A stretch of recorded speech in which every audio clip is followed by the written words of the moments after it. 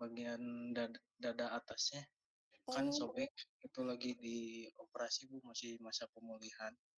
iya karena kan lama ya di operasi itu. eh Kapan celakanya memang?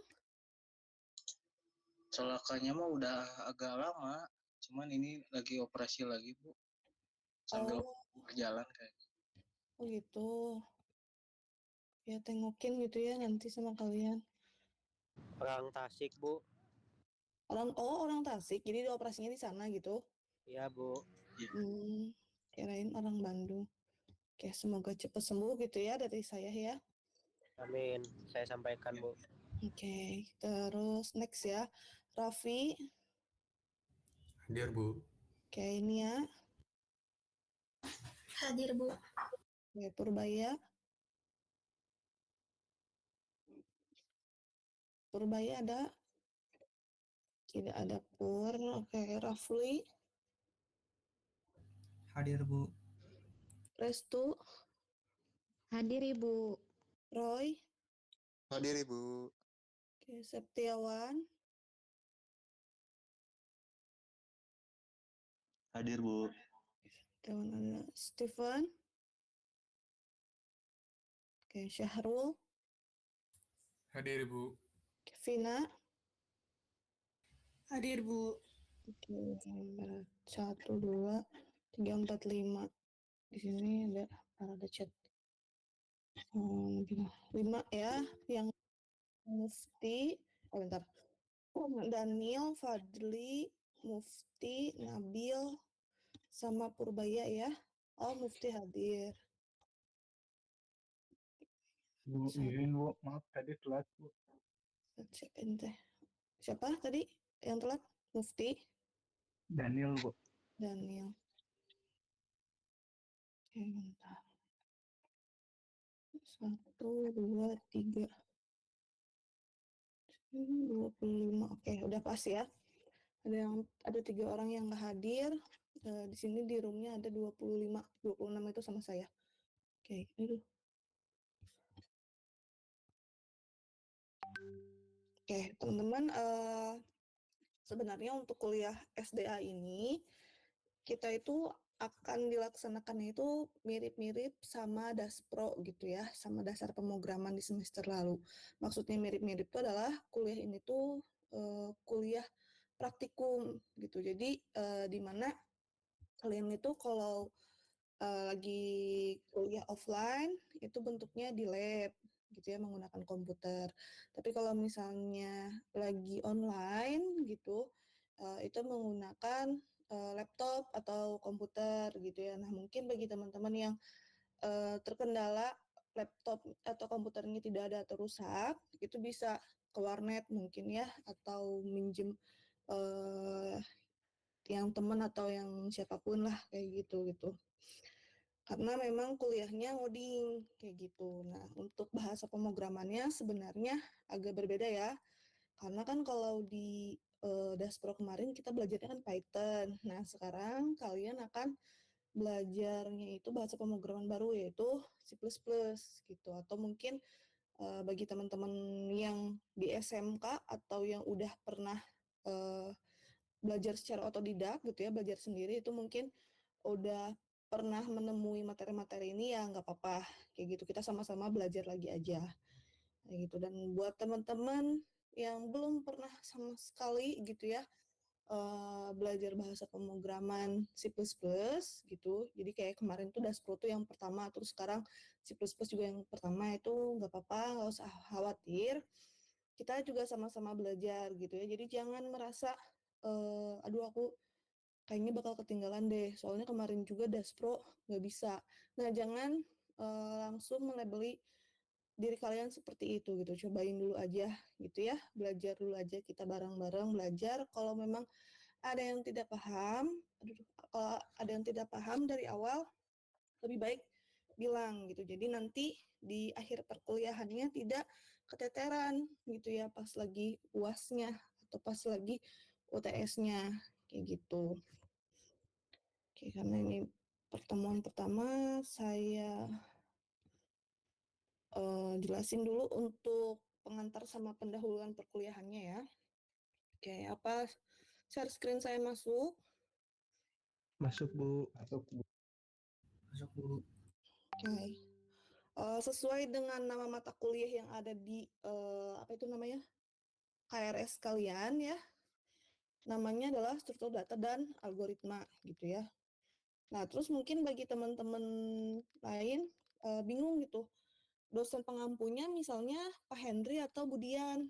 Nah, itu nanti kalian silahkan PRS aja karena diganti jadi sama saya semua gitu ya, baik dari kelas 2A, 2B maupun 2C gitu. Jadi memang pada awalnya itu asalnya mau dibagi-bagi per dosen gitu ya, yang pegang 2A siapa, 2B siapa, 2C siapa kayak gitu. Tapi akhirnya untuk SDA ini gitu ya, mata kuliah ini semuanya sama saya gitu. Nah, jadi nanti kalian cek di KRS kalian masing-masing atau di spot kalian mengontraknya dosen pengampunya siapa gitu. Kalau misalnya dosen pengampunya bukan saya gitu ya, masih Pak Henry atau Budian, nanti silahkan PRS gitu sesuai dengan kelasnya gitu ya.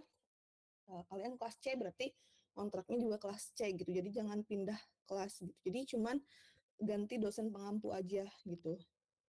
Kenapa? Kalau misalnya kalian nanti nggak PRS, nanti saya nggak bisa masukin nilainya gitu. Karena kan sebenarnya masukin nilai itu adalah dosen pengampu gitu. Nah, kalau misalnya saya yang kalian nggak ngontrak, nanti nggak ada nama kalian di sistem saya tuh gitu. Jadi saya nggak bisa nanti masukin nilai-nilai kalian gitu. Jadi nanti harap perhatikan gitu ya di KRS kalian sudah sesuai belum kontraknya nama saya bukan. Kalau bukan, nanti ketika PRS jangan lupa kayak gitu ya. Nanti biasanya kalau pekan-pekan PRS itu diumumin sama dosen walinya masing-masing gitu ya untuk tanggal pastinya gitu kapan periode PRS-nya. Oke gitu ya. Oke, nah ini jadi pengampunya adalah cuman saya sendiri gitu. Jadi kalau misalnya yang tadi belum sesuai nanti silahkan PRS. Oke, untuk ini tempat kantornya ya di ruang prodi RPL lantai 2 gedung I. Ya kalian mungkin udah tahu ya pokoknya yang di sebelah lab RPL. Nah, itulah ruang prodi RPL. Cuman mungkin nanti ketika gedung baru jadi mungkin akan pindah gitu ya. Tapi nantilah itu mah. Insya Allah kan katanya gedungnya itu selesai setelah Lebaran gitu ya. Setelah UTS kayak gitu kita lihat aja semoga benar gitu ya. Oke, ini untuk email saya. Jadi kalau misalnya kalian nanti terkendala gitu, mau mengumpulkan tugas atau misalnya mengumpulkan UTS, UAS dan lain sebagainya, di spot kan sering error. Nah nanti silahkan lewat email aja kayak gitu. Jadi nanti tidak ada alasan, Bu saya nggak bisa ngumpulin soalnya spotnya error atau nggak bisa diakses spotnya dan lain sebagainya. Nah itu nggak ada alasan seperti itu gitu ya. Karena bisa menerima via email gitu ya untuk tugas-tugasnya kayak gitu. Ini emailnya kayak gitu. Ini nanti slide-nya saya share di spot. Jadi kalian kalau lupa email saya silakan buka di slide ini gitu. Oke, untuk metode pembelajarannya ini ada 3 gitu ya. Berhubung karena memang gedung kita juga belum jadi gitu walaupun udah ditempatkan terus takutnya memang ada hal-hal seperti kayak gedungnya dipakai labnya dipakai atau lain sebagainya.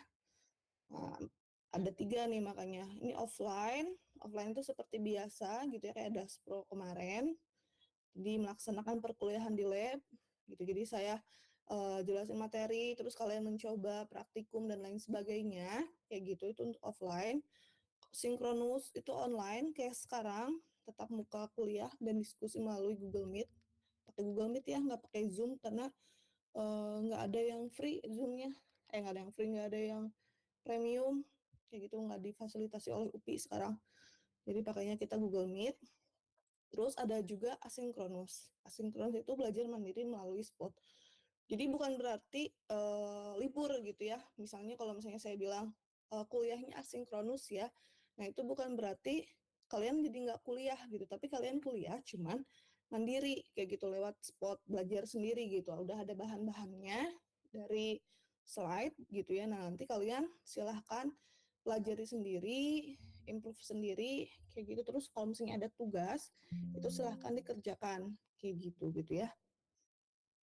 Nah, ini udah dibahas mungkinnya di kelas PTI kalau misalnya saya akan mulai cuti besok gitu ya.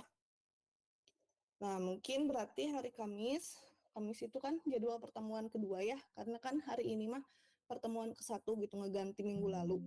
Nah, untuk Kamis nanti asinkronus ya, untuk Kamis ini pertemuan kedua sama pertemuan ke-3 kayak gitu. Nah, nanti pertemuan keempatnya itu sama Pak Hendri atau dengan Budian ya. Nanti saya make sure dulu Pak Hendri sama Budian masuknya itu ke kelas 2A, 2B atau 2C kayak gitu. Karena kan menyesuaikan dengan jadwal mereka gitu ya. Takutnya mereka nggak bisa kayak gitu kalau di hari Kamis 9.30 kayak gitu. Makanya nanti saya bakal kabarin ke Hilman kalau misalnya digantinya sama siapa gitu, apakah sama Pak Hendri ataukah dengan Budian kayak gitu, atau misalnya diganti-ganti nih, kadang minggu ini sama Pak Hendri, kadang minggu ini sama Budian kayak gitu ya. Karena selama saya cuti, nah mungkin cutinya itu adalah sekitar 4 pertemuan gitu ya, jadi tidak selamanya gitu ya, tidak selamanya akan sama Budian dan Pak Hendri, tapi nanti mungkin di pertemuan ke-5 atau pertemuan ke-6 kembali dengan saya gitu. Saya belum bisa mastiin karena lihat dulu kondisinya gitu, karena kan saya juga ini pertama kalinya gitu saya pun melahirkan gitu ya, jadi nggak tahu gitu kalau melahirkan itu butuh waktu berapa lama untuk pulih kayak gitu. Ya syukur-syukur misalnya cepat gitu ya pulihnya, nah nanti pasti saya juga bakal kembali lagi kayak gitu. Tapi kalau misalnya ternyata saya butuh waktu pemulihan yang cukup lama atau agak lama kayak gitu, nah itu mungkin dihandle dulu sama Pak Hendri dan Budian kayak gitu ya. Oke, nah ini untuk bobot penilaiannya. Karena kuliah kita adalah kuliah praktikum, maka saya akan sangat memperhatikan project atau UAS kalian nanti gitu. Nah, projectnya atau UASnya itu ya kurang lebih sama kayak kemarin Daspro kayak gitu ya. Jadi kalian nanti akan per kelompok, terus mempresentasikan project kalian dan nanti akan ada tanya jawab kayak gitu. Kemarin itu Daspro itu agak keburu-buru gitu ya, karena memang 2 mata kuliah. Nah, kalau yang sekarang mungkin agak nyantai gitu, karena kan cuma struktur data aja gitu ya, nggak ada disatuin lagi sama kuliah lain. Nah, mungkin nanti ada live coding dan lain sebagainya kayak gitu. Jadi harap memahami setiap materinya gitu. Kalau misalnya kalian ada kendala gitu, bingung apapun itu gitu ya, langsung bilang gitu, langsung nanya. Kalau misalnya kalian malu nanyanya ke saya gitu ya, atau segan sama saya gitu, atau misalnya nanti sama Budian atau Pak Hendri, itu silakan sharing sama teman-teman kalian yang kalian rasa dia lebih jago kayak gitu, dia lebih bisa gitu ya ngerjainnya gitu, karena nanti akan sangat-sangat dilihat gitu kemampuan individu kalian kayak gitu. Jadi tidak hanya dari hasil proyeknya aja gitu. Dan pelajaran dari mata kuliah kemarin gitu ya, Daspro, ada beberapa kelompok yang proyeknya itu pengennya bagus gitu ya, kompleks banget, tapi ujung-ujungnya nggak selesai. Nah, itu akan sangat mengurangi penilaian gitu. Lebih baik yang sesuai-sesuai aja dengan materi, tapi kalian benar-benar mantap gitu ngerjainnya. Kalian tahu materinya, terus juga selesai sesuai dengan apa yang kalian harapkan kayak gitu ya. Misalnya kalian harapinnya fitur-fiturnya ada apa aja, nah itu semua selesai gitu, dibandingkan dengan bagus ini itu pakai library bla bla bla tapi ujung-ujungnya nggak selesai kayak gitu. Jadi nanti pelajaran gitu ya untuk mata kuliah SDA ini itu. Terus di sini juga selain nilai project atau UAS yang sangat besar gitu ya, bobotnya 35%, ada juga kehadiran dan keaktifan dan juga tugas yang masing-masing 10%. Jadi nanti akan dilihat gitu ya, keaktifan kalian selama perkuliahan itu seperti apa gitu. Kayak misalnya ada soal nih, kalian mau nggak maju ke depan? Atau misalnya ya gimana lah kayak gitu kalau misalnya keaktifan itu gitu ya, mau nggak menjawab pertanyaan dan lain sebagainya kayak gitu. Terus sering hadir nggak, sering terlambat nggak dan lain sebagainya, itu akan menjadi penilaian untuk nilai akhir kalian gitu ya. Sebentar ya. Bentar, ada alfa, bentar.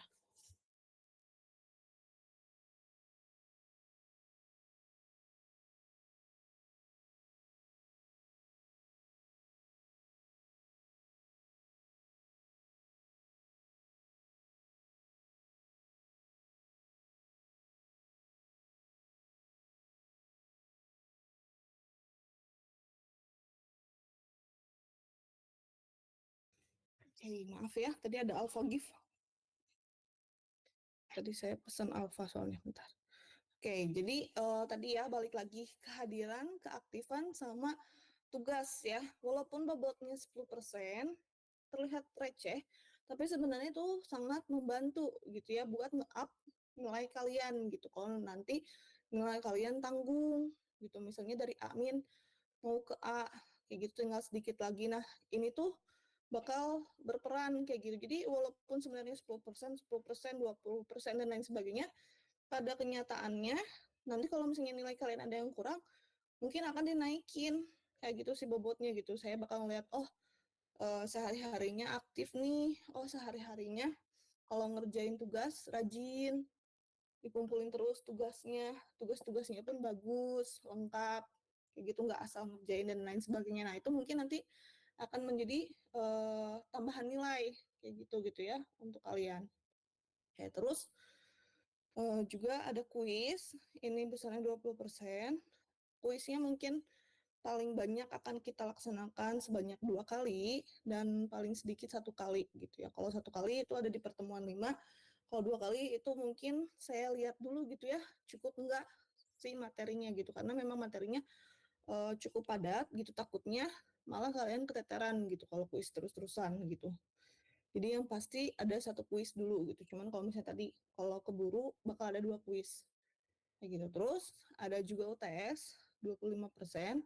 UTS bentuknya sama ya, soal mirip-mirip sama Daspro kemarin gitu. Soal kalian disuruh memecahkan soal tersebut menggunakan program kayak gitu. Kalian bikin programnya kayak gitu. Dan bobotnya pun 25%. Gitu. Nah, tadi kalau misalnya untuk proyek atau UAS yang tadi udah disebutkan gitu ya, mirip banget dengan Daspro kayak gitu.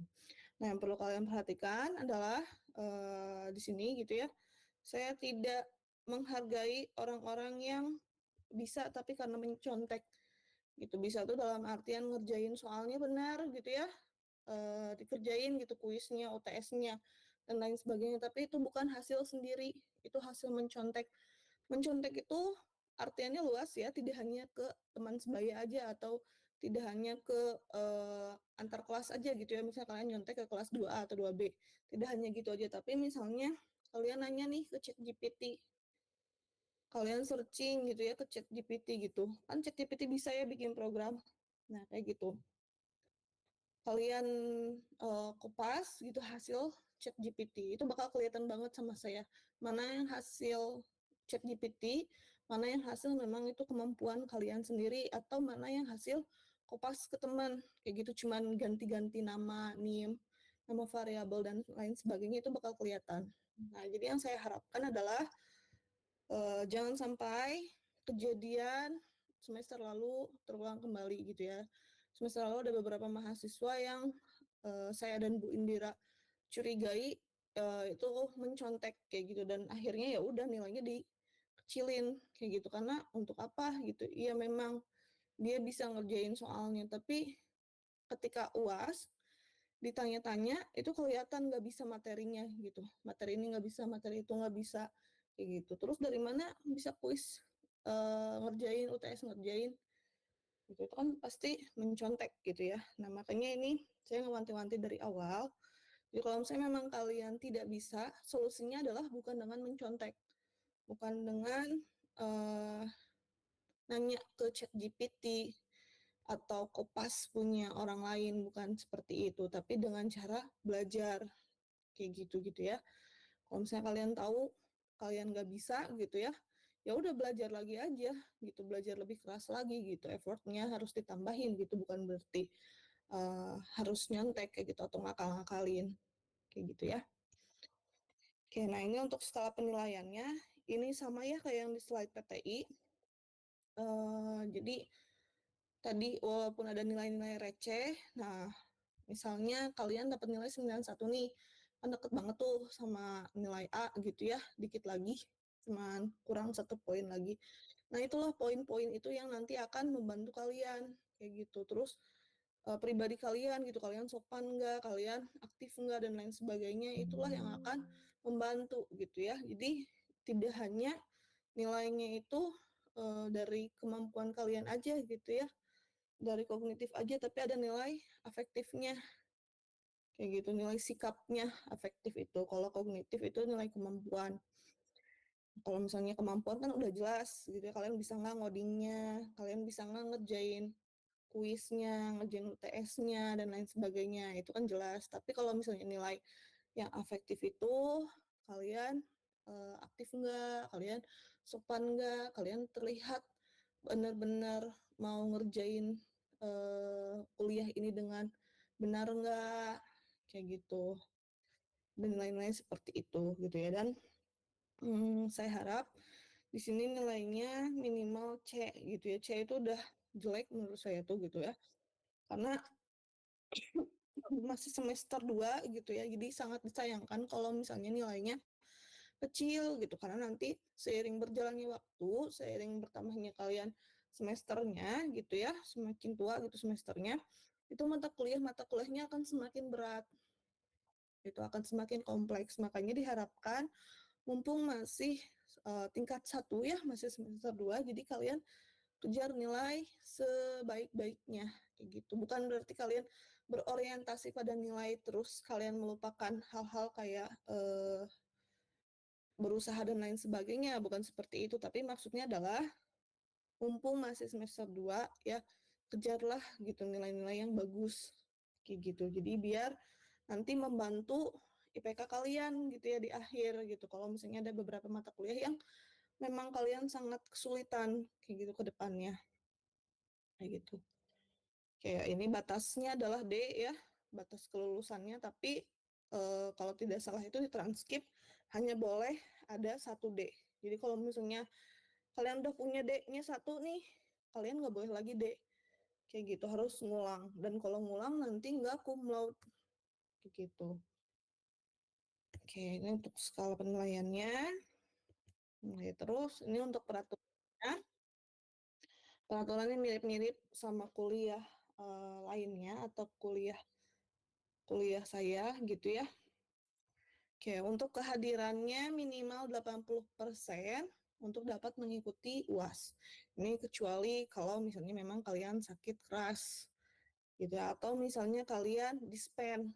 Kalau dispen berarti harus ada surat dari Kaprodi yang ditandatangani Kaprodi gitu ya, atau surat yang ditandatangani oleh Pak Direktur atau nanti Pak WR kayak gitu. Jadi kalau misalnya kalian punya surat dispen nih, kalian ada kegiatan tapi tanda tangannya panitia acaranya, atau misalnya kalian diundang gitu ya sebagai alumni, tanda tangannya kepala sekolah, itu tidak berlaku.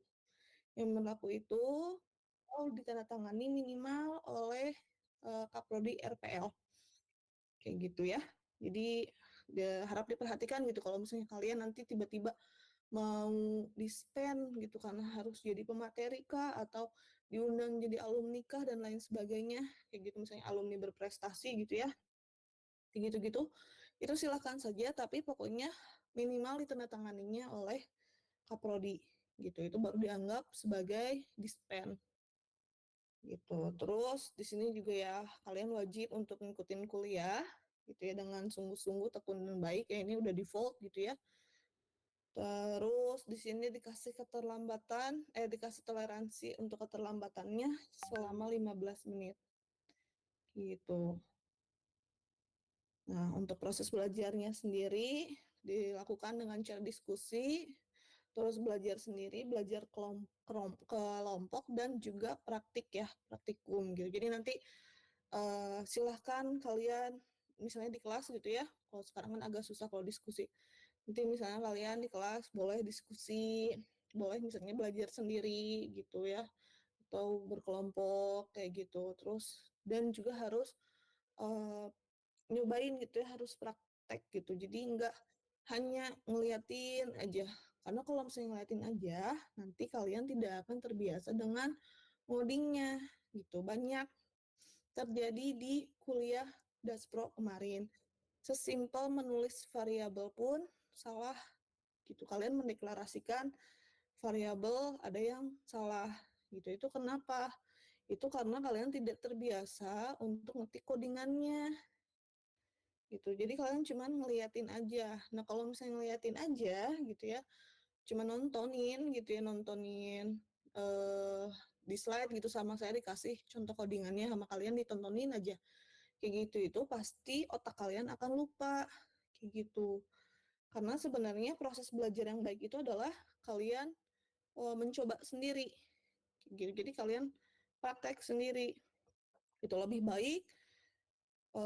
Lebih baik lagi kalau misalnya udah dapat nih codingan, terus sama kalian coba diimprove kayak gitu, coba diganti-ganti, diedit sama kalian.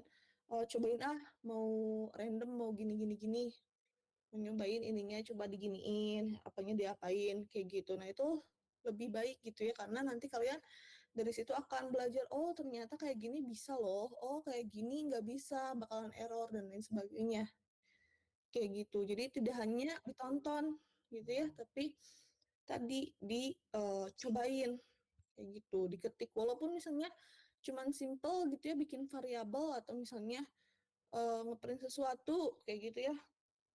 Nah, tapi cobain aja kayak gitu biar nanti kalian terbiasa gitu. Jadi kalian nanti otaknya bakalan tahu ketika lagi ngetik tuh, ih enggak ini kayaknya salah deh, bukan kayak gini kok tulisannya, bukan kayak gini kok cara ngedeklarasiinnya dan lain sebagainya. Gitu. Makanya karena kuliahnya praktikum, jadi jangan cuman nontonin aja atau jangan cuman dengerin aja saya ngomong kayak gitu ya. Nah, kita kuliahnya bukan cuman ceramah. Kalau ceramah kan biasanya kuliah teori ya. Jadi dosen ngasih materi, kalian mendengarkan, mencatat, itu ceramah. Nah, kalau misalnya itu praktikum, jadi ada soal, kalian cobain. Kayak gitu. Atau ada studi kasus, kalian coba pecahkan. Kayak gitu. Oke, terus di sini juga peraturan perkuliahannya, selama mengikuti perkuliahan wajib berpakaian rapi dan sopan. Jadi kalau misalnya kalian lagi offline nih, mau lagi sama saya atau Pak Henry dan Budian, saya harap pakaiannya rapih dan sopan. Gitu ya. Misalnya untuk laki-laki jangan pakai kaos oblong, pakai kemeja lah paling enggak gitu. Jangan pakai jaket dan lain sebagainya ya. Suka harudang liatnya, panas gitu. Pakai ya kemeja kayak gitu. Boleh misalnya luarannya kemeja, dalamannya kaos, itu silahkan. Seenggaknya ada kerahnya, atau kaos polo dan lain sebagainya. Pokoknya ada kerahnya aja kalau untuk yang laki-laki atau yang perempuan yang tidak berhijab. Nah, kalau misalnya perempuan yang tidak berhijab juga jangan pakaiannya seksi gitu ya.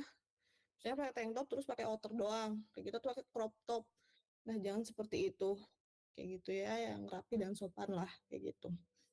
Terus sama untuk sepatu juga, praktikum di lab tidak boleh menggunakan sendal kecuali kaki kalian sakit. Gitu ya, sendal apapun itu. Kalau flat shoes masih boleh untuk perempuan. Slip on silahkan gitu ya, sepatu slip on. Tapi untuk sendal kayak sendal Crocs, terus sendal capit, hijack dan lain sebagainya itu tidak boleh ya. Gitu karena itu sepatu sendal. Itu. Oke, terus ya ini yang perlu sangat-sangat diperhatikan adalah tidak melakukan plagiat terhadap tugas, kuis, UTS, dan UAS. Gitu. Kalau kedapatan nanti nilai tersebut akan otomatis gitu ya. Nah, ini tugas, walaupun sebenarnya tugas itu kalian boleh berdiskusi, tapi bukan berarti nyontek gitu ya, beda ya. Kalau diskusi atau ngerjain sendiri kan, ya udah gitu kalian cuma nanya aja ke teman yang bisa gitu, ini gimana caranya, gitu terus kalian kerjain, gitu atau ngerjain bareng-bareng. Itu boleh. Tapi kalau misalnya, lihat dong yang kamu, terus diambil, dikopas, cuma diganti nama sama NIM-nya, terus sama kalian dikumpulin. Nah, itu nggak boleh, gitu ya, bakal kelihatan kok. gitu, sama dosen siapapun itu pasti bakal kelihatan. Kenapa kelihatan? Ya karena dosen-dosen juga dulunya mahasiswa gitu ya, tahu gitu ritme mahasiswa itu kayak gimana, kayak gitu, gelagat mahasiswa itu kayak gimana gitu. Makanya janganlah kayak gitu. Kalau tugas kan malah sebenarnya enak ya, saat tugas itu kalian dikasih waktu untuk benar-benar diskusi gitu dengan teman sebaya kalian gitu. Jadi kalian benar-benar bisa bebas gitu ya melakukan diskusi atau belajar kelompok kayak gitu. Beda dengan kuis sama UTS gitu. Kalau kuis sama UTS kan sendiri-sendiri. Kalau UAS oke lah masih bisa berkelompok gitu ya. Tapi kan agak sulit gitu ya kalau UAS itu karena pas lagi presentasinya ujung-ujungnya ya ditanya sendiri-sendiri gitu, disebut namanya siapa gitu. Saya panggil misalnya siapa ya, Rafli, coba materi ini tuh apa gitu-gitu kan kalau UAS. Nah, jadi kalian tuh punya kesempatan itu untuk benar-benar belajar itu selain di kelas gitu ya, ketika saat tugas gitu, ngerjain tugas. Jadi kalian silahkan manfaatkan waktunya untuk berdiskusi sama pekerja kelompok kayak gitu. Silakan. Jadi bagi yang teman-teman merasa wah aku udah bisa nih sama C++ gitu, karena memang dulu di SMK-nya aku pakai C++, jadi ini mah cuman ngulang aja gitu ya materi yang udah pernah aku pelajari gitu, atau misalnya otodidak kayak gitu. Itu silakan bantu temannya yang merasa kesulitan gitu ya, karena kan mungkin kalian akan segan kalau misalnya nanya ke saya gitu ya. Ada beberapa mahasiswa yang malu atau segan lah gitu, karena saya pun dulu pernah merasakan gitu ya, walaupun sama dosen yang akan diapa-apain gitu kalau nanya, tapi suka ada aja gitu kan mengurungkan niat buat nanya gitu. Nah, kalau misalnya kayak gitu, solusinya adalah tanya ke teman kalian gitu ya, yang kalian lihat dia itu bisa gitu. Jadi saling membantu gitu, karena nggak bisa gitu ya lulus kuliah itu sebenarnya bukan hanya karena dia pintar atau tidak aja, tapi ada hal-hal lain seperti kayak rajin, terus juga mau belajar dan lain sebagainya kayak gitu. Jadi bagi teman-teman yang udah bisa belajar udah pernah belajar C++, saya minta tolong bantu teman lainnya yang merasa kesulitan gitu. Nah, tadi mungkin tidak semua mahasiswa itu mau langsung nanya ke saya atau ke dosennya kayak gitu, tapi beda dengan ke kalian gitu ya, ke teman sebaya itu mungkin kan cenderung bahasanya lebih bebas, terus lebih enak mungkin ya ngejelasinnya kayak gitu. Jadi kalian saling membantu gitu ya.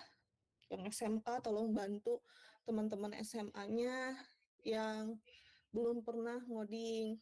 Terus teman-teman SMA-nya bantu teman-teman SMK yang kuliah teori, kuliah kayak matematika diskrit, terus apalagi ya pokoknya kuliah matematika atau kuliah apapun itulah yang eksak yang membingungkan anak SMK gitu. Karena saya pun pernah merasakan, saya juga lulusan SMK, terus praktikumnya bisa, tapi bagian teorinya agak susah gitu, karena di SMK tidak terbiasa gitu, terbiasanya dengan ngoding gitu. Jadi saya pun dulu merasakan gitu, oh SMA itu kekurangannya ini, SMK itu kekurangannya apa kayak gitu. Nah, jadi kalian kan ada yang dari SMK, SMA kayak gitu ya, silakan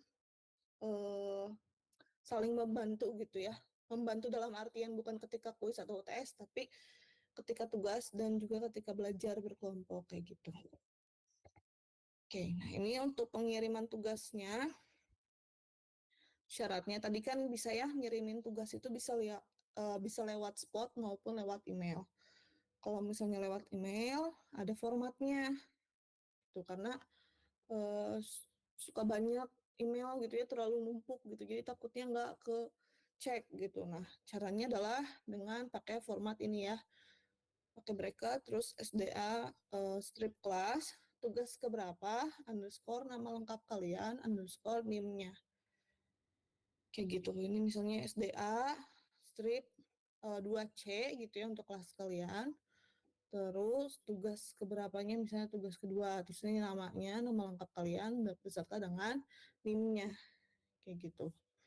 Jadi perhatiin ini udah tugas keberapa kayak gitu ya. Jangan lupa gitu misalnya, oh ini udah tugas ketiga, ini tugas keempat dan lain sebagainya. gitu. Terus emailnya ini ya, tadi juga udah disebutin di slide awal, yulia.retnowati@upi.edu untuk emailnya. Terus juga ya ini perhatikan subjek emailnya dan juga deadline-nya. Deadline-nya akan sama dengan di spot gitu. Jadi kalau misalnya di spot tanggal 10 jam 23.00 ya sama di email pun jam segitu. Dia bukan berarti di email jadi lebih lama deadline-nya gitu. Bukan berarti seperti itu ya. Jadi sama-sama aja gitu. Oke, terus juga tidak akan ada penambahan waktu dengan alasan apapun ya, kecuali kalian misalnya sakit gitu ya, atau dispen. Misalnya, tapi kan dispen kan biasanya cuma 1 hari. Nah, kalau misalnya sakit kan kita nggak pernah tahu ya kapan bisa sehat laginya. Nah, kalau misalnya kalian sakit keras disertai dengan surat dokter, yaitu mungkin nanti akan ada kelonggaran gitu ya dari saya. Oke, terus untuk spot, kalau spot silahkan baca deskripsinya. Kalian harus ngumpulin tugasnya itu formatnya apa? Apakah zip, apakah RAR, apakah PDF, kayak gitu. Jadi nggak ada nih disuruhnya ngumpulin PDF, kalian ngumpulinnya dokumen, kayak gitu. Atau misalnya kalian disuruh ngumpulin codingannya, dikumpulin, disatukan di file zip atau RAR. Sama kalian dikumpulinnya PDF, cuman screenshotnya aja gitu. Nah, tidak ada seperti itu gitu. Jadi baca si deskripsi pengumpulan tugasnya kayak gitu. Terus untuk nama filenya ini agak kebalik ya antara format sama contohnya. Oh, di formatnya adalah nim underscore nama lengkap gitu ya. Jadi ini juga nim underscore nama lengkap. Terus sama deadline-nya tidak ada penambahan waktu dengan alasan apapun kayak gitu. Terus bagi teman-teman nih nanti misalnya ketika kuis atau ketika UTS tidak bisa mengerjakan gitu ya, tidak bisa hadir karena suatu alasan, itu segera kabari saya gitu ya. Jadi jangan di akhir-akhir banget pas udah minggu tenang atau pas udah beres UASnya baru bilang, Bu saya belum kuis waktu itu, atau Bu saya belum apa itu namanya, belum UTS. Nah, jangan seperti itu gitu ya. Jadi kalau misalnya memang kalian udah tahu nih, saya udah bilang UTS minggu depan ya, misalnya gitu, atau kuis minggu depan ya, ternyata minggu depan tuh kalian sakit gitu ya, kabarin aja nanti setelah sakitnya gitu ya. Mungkin sakitnya, kalau sakitnya parah mungkin nggak bisa main HP, tapi kalau misalnya sakitnya cuma sakit biasa masih bisa lah ya main HP kayak gitu. Nanti kabarin aja gitu. Jadi jangan pas sudah di akhir-akhir gitu, walaupun saya tahu gitu siapa yang nggak ikutan gitu ya UTS atau kuis, tapi tetap aja kalian yang menghubungi duluan kayak gitu ya. Oke, nah untuk tools dan bahasa yang digunakan. Ini udah tadi dimensionnya disinggung sedikit kalau misalnya kita bakal pakai bahasa pemrograman C++. Ya, jadi kalian bagi yang belum pernah bertemu dengan C++, ya berarti kalian baru nih pertama kalinya belajar C++. Gitu. Nah, untuk code editornya itu masih sama yang di Daspro. Disarankannya adalah VS Code. Tapi kalau misalnya kalian punya code editor yang favorit kalian gitu, kalian lebih suka, itu silahkan aja gitu ya, boleh aja untuk si code editornya gitu. Oke, sebelumnya saya mau nanya dulu, adakah di sini yang udah pernah belajar baik itu di SMK-nya atau secara otodidak, di SMA, di SMK atau otodidak gitu, belajar bahasa pemrograman C++? Sudah ada belum? Silakan raise your hand. Nggak apa-apa. Belum ada sama sekali. Oke, Steven udah pernah. Zaki udah pernah. Rafli. Lumayan ya, saya open queue dulu. Kinta, Mirza, Zaki. Kemana ini tiba-tiba menghilang?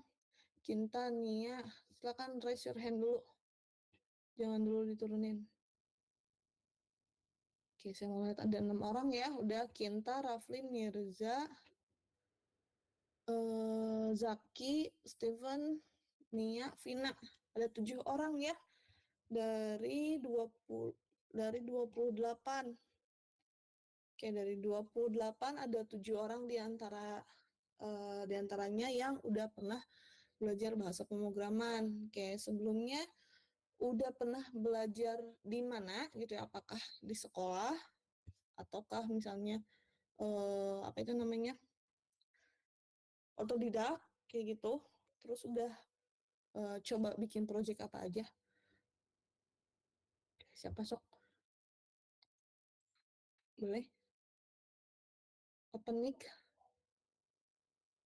Nggak apa-apa, nggak usah malu. Soalnya Bu, saya udah pernahnya bikin program ini. Dulu belajar di SMK misalnya kayak gitu. Oh, tadi 7 orang.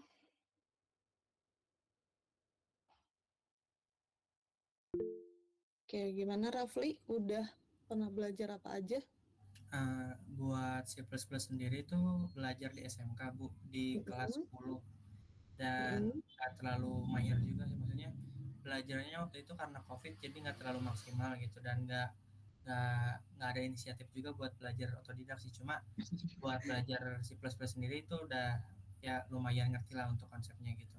Oke. Dan project yang sempat dibuat tuh kalkulator biasa aja sih Bu. Kalau tersederhana berarti kalibata. Kalibata Kalibata tuh kali bagi tambah kurang gitu. ya, sama beberapa rumus yang kayak misalnya buat nyari luas lingkaran gitu, kayak gitu-gitu. Iya, itu kan rumus luas lingkaran, intinya kan kalibata ya sama. Ya, Oke, gitu ya. Berarti bikin menu kayak gitu. Terus masuk 1 untuk pilih menghitung luas lingkaran misalnya. Menu 2 untuk luas persegi panjang kayak gitu-gitu ya. iya Bu. Oke. Oke, terima kasih Rafli ya. Terus oh iya, kalian teh kan angkatan 2023 ya. Berarti SMK-nya angkatan berapa? Sekolahnya masuknya tahun berapa? SMK atau SMA-nya? 2020. Oh, 2020. Wah, lagi COVID-COVID-nya ya. Betul Bu. Betul. Ya, saya juga merasakan dulu. Saya juga kuliah S2-nya angkatan COVID kok sama. Dan ya kayak skip gitu hidup itu gitu ya. Kayak tahun-tahun itu tuh kayak itu tiba-tiba semuanya teh udah berapa tahun yang lalu gitu. Kalau kita mikir kan berarti itu udah 4 tahun yang lalu ya. Kayak nggak terasa gitu, kayak kemana aja gitu. Kayak nggak apa-apa, saya memaklumi gitu ya bagi yang angkatan COVID, karena ya gimana lagi, itu namanya juga pandemi gitu. Tidak bisa semaksimal ketika sebelum pandemi kayak gitu. Walaupun sebenarnya ada sisi positifnya, yaitu jadi banyak platform untuk belajar gratis gitu ya, salah satunya karena ada pandemi itu. Oke, tadi dari Rafli katanya kayak gitu. Coba kalau yang lain gimana? 6 orang lainnya udah belajar sampai mana aja? Terus belajarnya di mana? Gitu. Boleh, Stephen?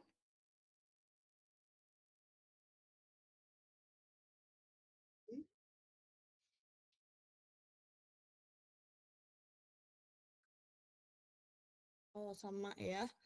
Bikin kalkulator. Oke. Oke, jadi ya tadi ya ada 7 orang di antara kalian semua yang ternyata memang udah pernah setidaknya bertemu dengan C++. Kayak gitu ya. Nah, PR nih buat teman-teman yang 7 orang tadi, saya nitipin ke kalian gitu ya. Teman-teman kalian yang belum bisa C++ gitu atau merasa kesulitan, tolong dibantu gitu ya. Jadi jangan pelit ilmu.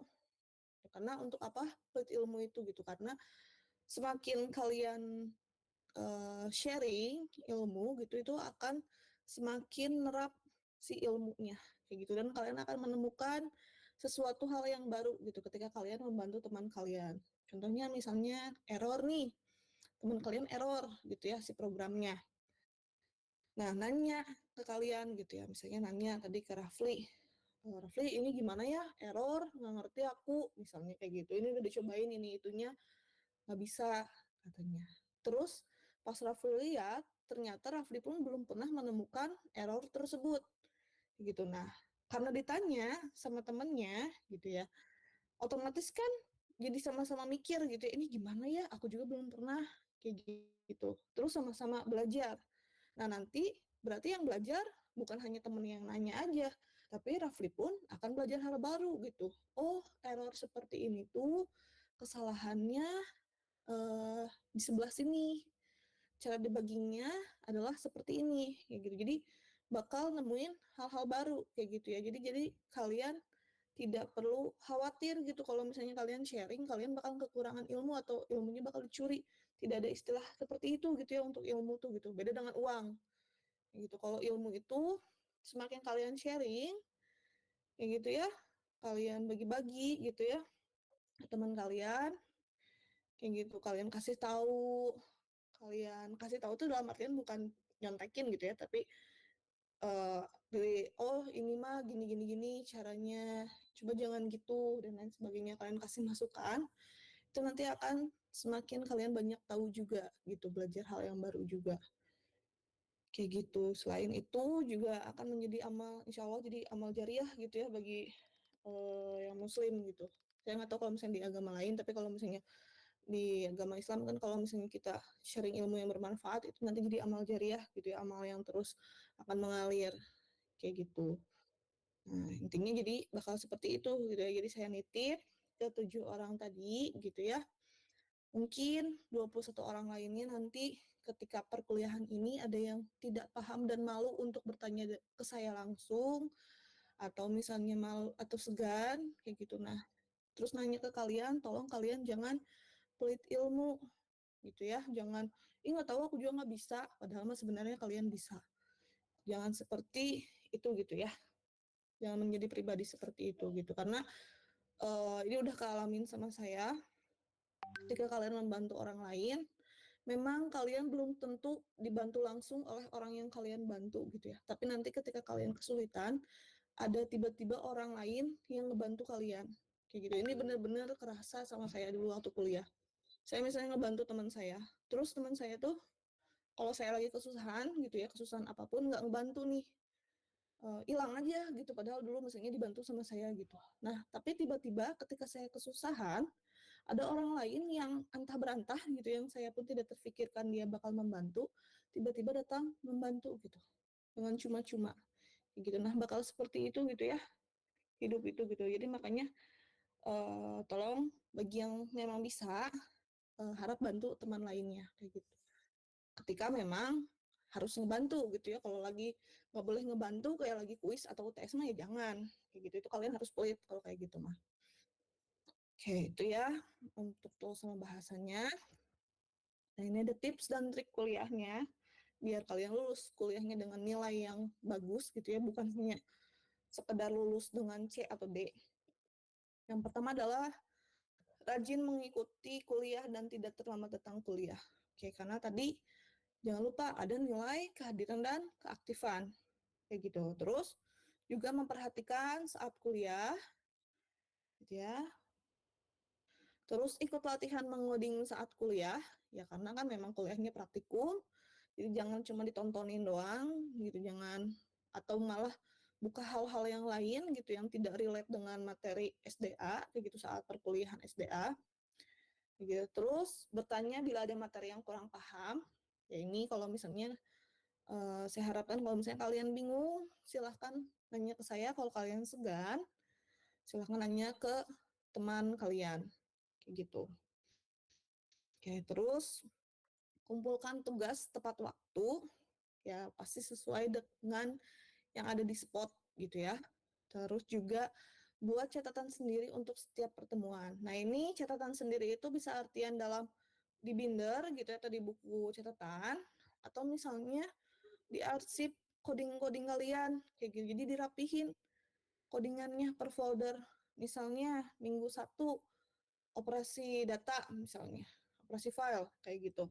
Nah, sama kalian di buat foldernya kayak gitu. Terus contoh-contohnya yang udah kalian bikin sendiri kayak gitu. Jadi jelas gitu ya ketika kalian mau belajar atau kalian bingung, ini gimana ya? Waktu itu udah pernah tapi lupa lagi.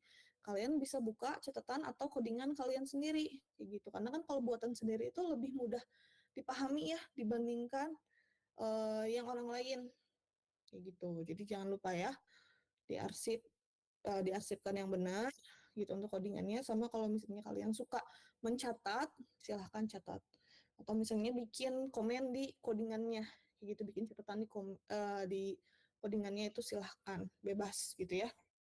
Enaknya kalian aja gimana. Oke, terus juga sering latihan mandiri di rumah dan membuat proyek-proyek sederhana.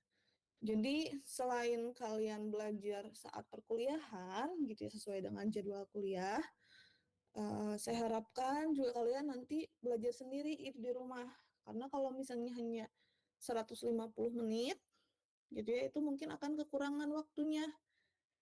Itu yang udah juga Daspro banyak slide-nya, ujung-ujungnya lupa gitu kan karena cuman di kuliah Daspro aja. Ketika di rumah mungkin nggak dibuka lagi, mungkin nggak latihan lagi. Gitu. Jadi seringnya lupa gitu. Jadi saya harapin setidaknya ada kalian nge-review materinya gitu, belajar sendiri lagi gitu. Atau lebih baik lagi kalau misalnya kalian bisa bikin project sederhana gitu ya. Jadi kalian random nih, aku mau nyobain bikin project pakai implementasi materi dari materi 6, 7, sama 8 misalnya. 8 kan UTS. 6, 7, 9 misalnya kayak gitu itu silahkan kayak gitu bikin project-project sederhana. Kalau kalian bingung judul projectnya itu silakan searching aja. Bukan searching codingannya tapi searching tema projectnya kayak gitu. Misalnya contoh project C++. Terus keluarlah kayak tadi misalnya yang udah Rafli sama Steven buat gitu ya, kalkulator. Nah, kalian coba bikin. Kalau misalnya bikin kalkulator sederhana di C++ itu tuh kayak gimana sih? Itu ada menu-menunya apa aja sama kalian dikembangkan, cobain kayak gitu ya.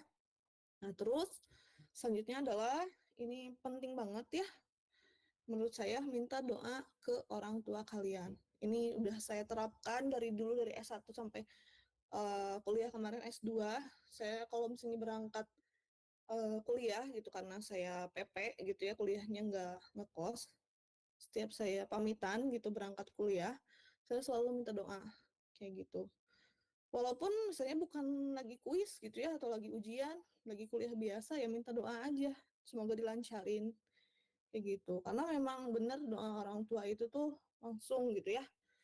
Langsung diijabah gitu, langsung dikabulin kayak gitu. Memang itu sangat-sangat terasa. Gitu. Ada hal-hal yang nggak bisa kita kontrol gitu ya ketika kuliah itu. Ada yang pintar, tapi ada aja yang dipersulitnya tuh. Kayak gitu. Atau ada yang sebenarnya dalam artian nggak pinter-pinter banget gitu, biasa aja tapi lancar kuliahnya. Akan ada kayak gitu. Makanya minta doa semoga dilancarin kuliahnya gitu ya, tidak ada faktor-faktor penyulit gitu. Terus juga ini yang paling penting, yang terakhir adalah dengan tidak mencontek gitu. Karena kalau misalnya mencontek dan tahuan gitu ya, udah pasti ketahuan sih kalau namanya nyontek udah kelihatan gitu. Kalau nyontek ya tadi lah ditanggung sendiri gitu ya si ininya, konsekuensinya. Kalian berani mencontek ya kalian harus berani juga dapetin nilai jelek kayak gitu. Bukan dapat nilai bagus tapi dapat nilai jelek gitu. Jadi jangan ada yang, Bu saya nyonteknya udah cuma nomor 1, nomor lainnya saya ngerjain sendiri kok kayak gitu. Jangan ada lobby-lobby seperti itu gitu ya. Itu kejadian di semester sebelumnya. Ada yang mahasiswa yang suspek nyontek karena memang sama semua jawabannya. Terus mereka ngelobi, enggak kok Bu, cuman itu doang yang nyonteknya. Harap pertimbangkan nilai lainnya, katanya gitu. Harap pertimbangkan, tapi mereka nggak mempertimbangkan ketika saya bilang jangan nyontek, gitu. Jadi jangan mencontek gitu ya. Saya lebih menghargai orang yang memang tidak bisa, tapi berusaha untuk bisa.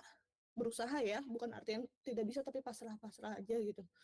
Tidak bisa tapi berusaha untuk bisa daripada tidak bisa berusaha tapi mencontek kayak gitu. Jadi saya sangat tidak menghargai itu semua. Dan saya pun pernah ngalamin gitu ya dulu kuliah. Jadi jangan khawatir.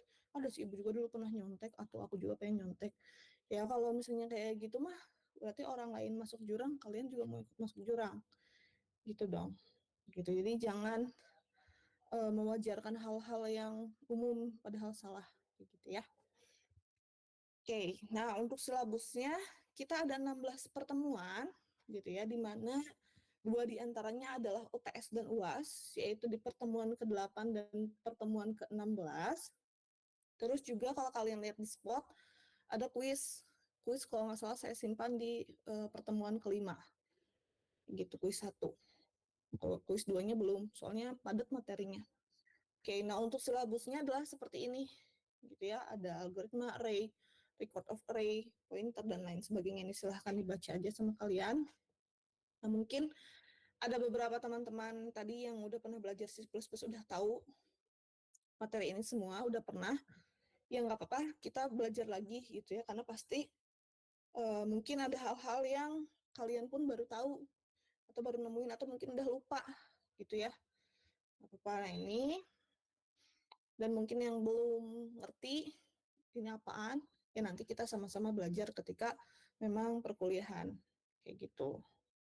Ini untuk silabusnya gitu, karena sesuai dengan mata kuliah kita struktur data dan algoritma, jadi kita fokusnya adalah ke struktur data dari C++-nya.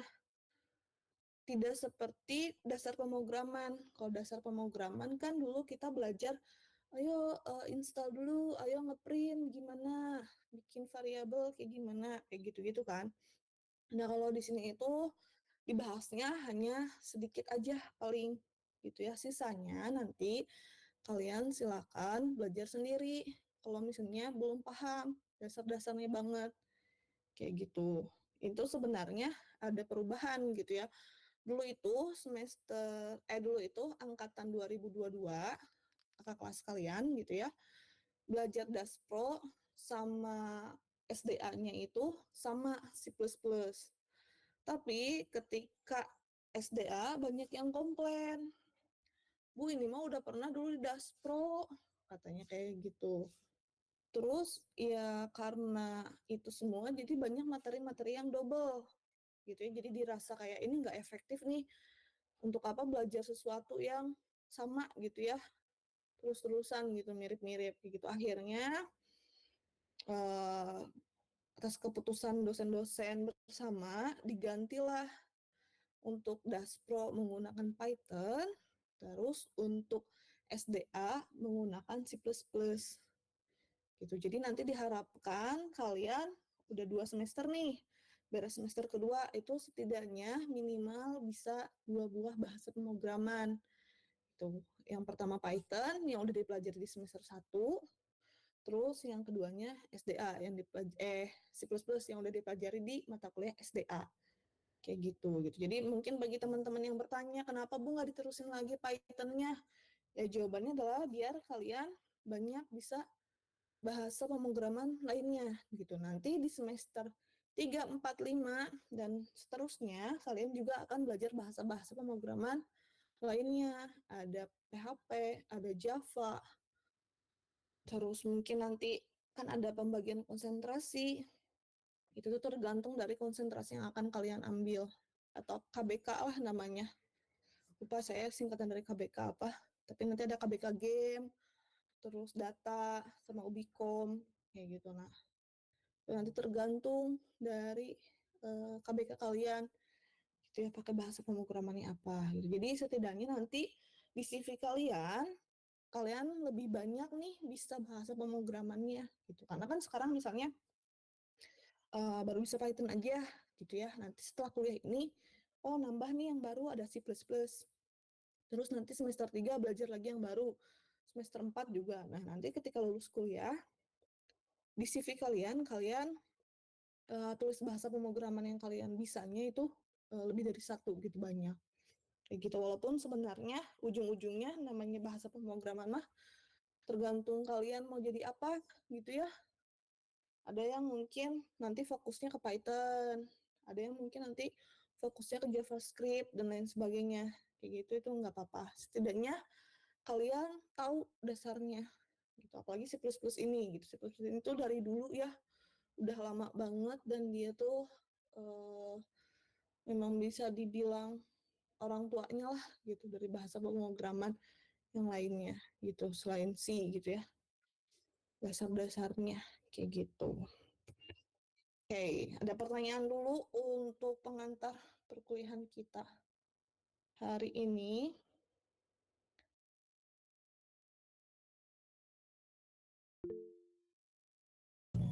Boleh, Rafli? Aku izin bertanya soal ujian akhir ini. Kalau dilihat dari struktur pembelajarannya tadi, apakah nanti di ujian akhirnya itu bakal tetap bikin project dari awal lagi atau nyelesain satu studi kasus, Bu? Oke, apakah tadi apa tadi kurang jelas? Apakah Uh, nyelesain satu project?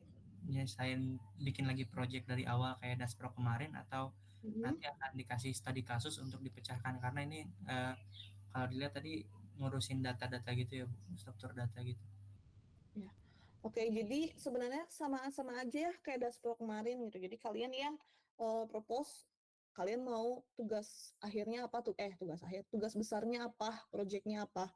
Kayak gitu. Jadi nggak dikasih judul sama saya gitu, nggak dikasih tema. Oh, ini studi kasus ini bla bla bla bla bla. Coba kerjakan. Nggak seperti itu gitu. Tapi nanti kalian implementasikan materi-materi yang udah kalian pelajari selama 1 semester gitu di si SDA ini gitu. Misalnya tadi kan ada beberapa silabusnya nih, kalian nanti mau diimplementasiin nih, mau ngimplementasiin Q3 sama Graph misalnya kayak gitu.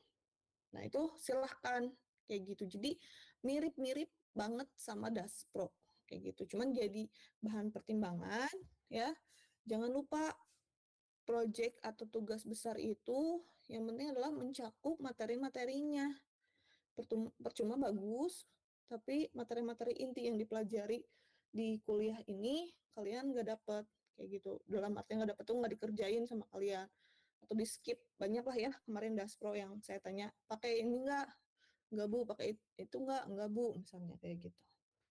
Jadi mirip banget sama Daspro gitu ya. Jadi nanti kalian yang mikir sendiri mau bikin project apa gitu, dan itu bentuknya per kelompok sama. Untuk pembagian kelompoknya nanti ya sambil berjalan gitu karena masih jauh itu. Baik, Bu, terima kasih. Oke, ada pertanyaan lagi mungkin? Siapa? Daniel, iya silakan. Bu, ingin bertanya, kalau bedanya C biasa sama C++ apa ya, Bu? Soalnya dan itu lagi baru belajar ini C biasa gitu, Bu. Siapa tahu berkaitan. Biasa. Apa bedanya apa? Oke, beda ya sebenarnya. Kalau misalnya kalian silakan searching aja gitu bedanya apa, tapi yang jelas ada beda-bedanya sedikit kayak deklarasinya dan lain sebagainya kayak gitu. Kalau C itu kan kalau nggak salah dia buat Arduino ya, salah satu diimplementasiinnya kayak gitu, IoT. Nah, kalau misalnya di sini nanti kita belajarnya cuman pakai bikin di terminal kayak gitu, kayak kemarin Python kayak gitu. Untuk implementasi ininya si apanya itu namanya bahasannya itu beda-beda sih, juga bisa buat game. Kalau misalnya nanti kalian KBK-nya game, kalau nggak salah kan game itu Budian, Pak Henry sama siapa ya lupa saya. Game itu kalau nggak salah pakainya juga sih gitu. Sebenarnya namanya bahasa pemrograman semuanya ada mirip-miripnya pasti gitu ya. Kayak kemarin Python sama ini juga ada sedikitnya mirip-miripnya, cuman mungkin perbedaan notasinya gitu. Tapi secara garis besar algoritmanya ya sama-sama aja kayak gitu. Nanti kalau misalnya kalian semakin banyak mencoba-coba bahasa pemrograman, nanti kalian juga bakal tahu, oh khasnya si C++ ini kayak gini, khasnya Python itu kayak gimana, khasnya C itu gimana gitu. Jadi setiap apa itu namanya, setiap bahasa pemrograman pasti punya ciri khasnya masing-masing juga kayak gitu. Dan tergantung dari implementasinya untuk apa gitu. Mirip-mirip ya nggak apa-apa, tapi beda gitu ya, pasti bakal beda.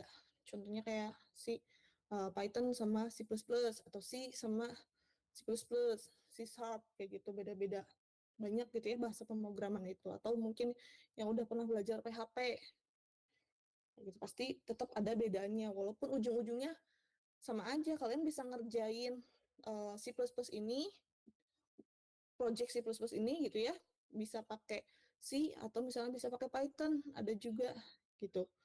Bisa-bisa aja gitu, tapi tergantung pada kebutuhannya juga gitu dan ciri khasnya juga kayak gitu.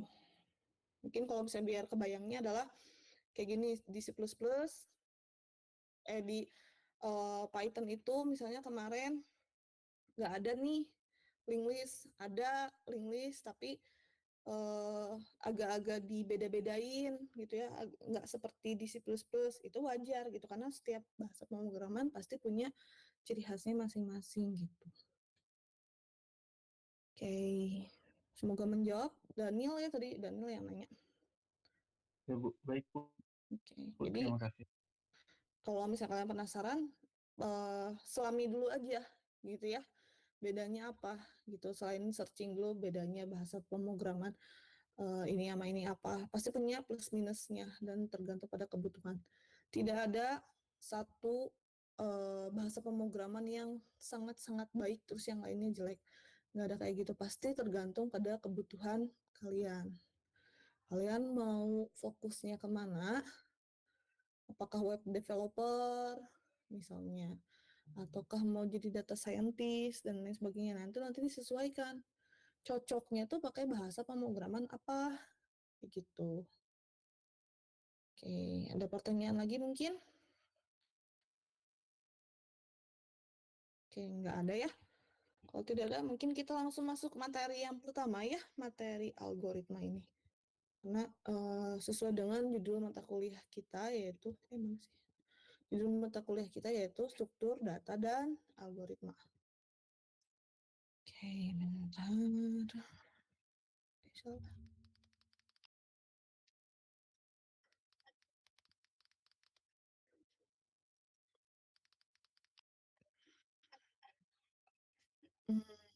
Bentar. Mana sih?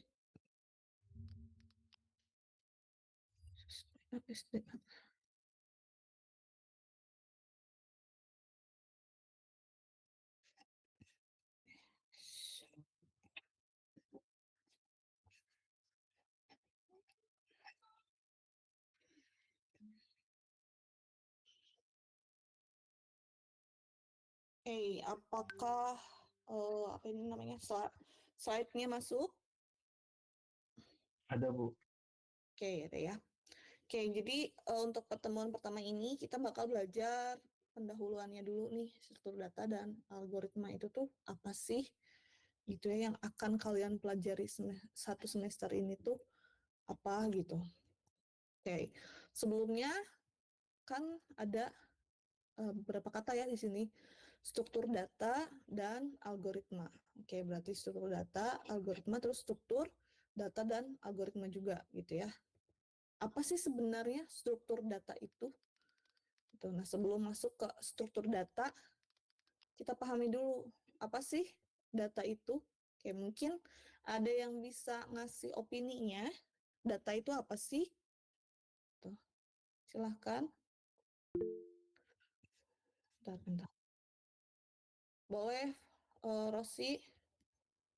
Tadi siapa dulu nih? Saya nggak lihat soalnya. Boleh Rosi dulu, nanti terus Daniel. Boleh Rosi, gimana? Menurut Rosi, apa sih data itu? Kalau menurut pemahaman saya, data itu kumpulan informasi mentah, jadi belum diolah. Oke, kumpulan informasi mentah yang belum diolah. Oke, terima kasih Rosi. Terus Daniel. Jawabannya nggak jauh beda dari Rosi Bu. Kumpulan data yang biasanya tuh udah jadi tapi kumpulan informasi, tapi informasinya tuh udah dicek dulu gitu. Jadi buat dimasukin ke tahap selanjutnya kayak disusun atau digimanain. Oh, diolah intinya ya. Oke, Ya Bu. terima kasih Daniel. Ada lagi mungkin yang mau memberikan opininya, apa itu data gitu? Atau ngasih contoh nih, data itu seperti apa gitu. Silahkan.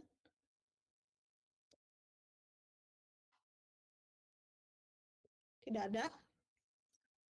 Oke, tidak ada. Oke, jadi tadi benar ya apa yang kata Rosi sama Daniel sebutin gitu. Kalau data itu tuh sebenarnya dia itu bentuk jamak dari datum ya. Jadi kalau misalnya datanya satu, nilainya satu itu datum. Tapi kalau misalnya banyak itu data.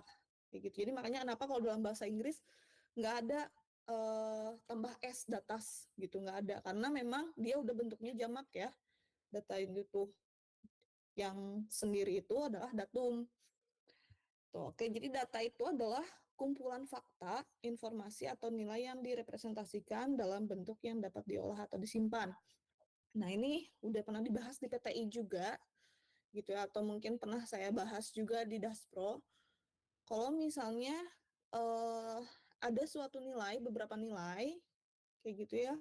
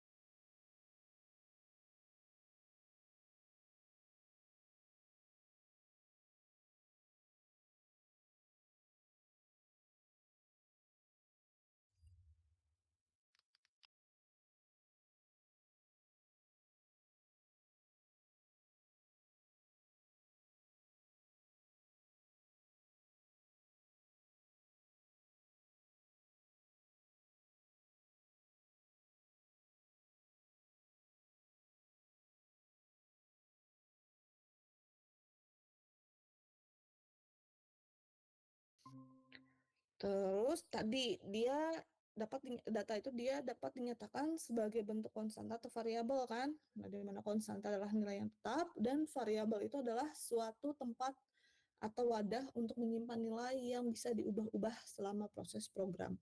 Ini kita udah pernah belajar dulu kan ya di Daspro, variabel gitu. Wadah gitu ya. Variabel nama. Nah, nanti misalnya bisa diganti-ganti si isinya kayak gitu, bisa disesuaikan tipe datanya kayak gitu, terus bisa sebelumnya isinya apa, terus nanti di ujung-ujung program diganti, dimanipulasi gitu hasilnya, itu juga bisa gitu ya kalau variabel. Kita dulu udah pernah belajar gitu ya terkait variabel ini. Nah, terus ini juga udah pernah disinggung ya di Daspro, ada cara penulisan nama variabel. Gitu. Ini dari bukunya Budian sama Pak Henry.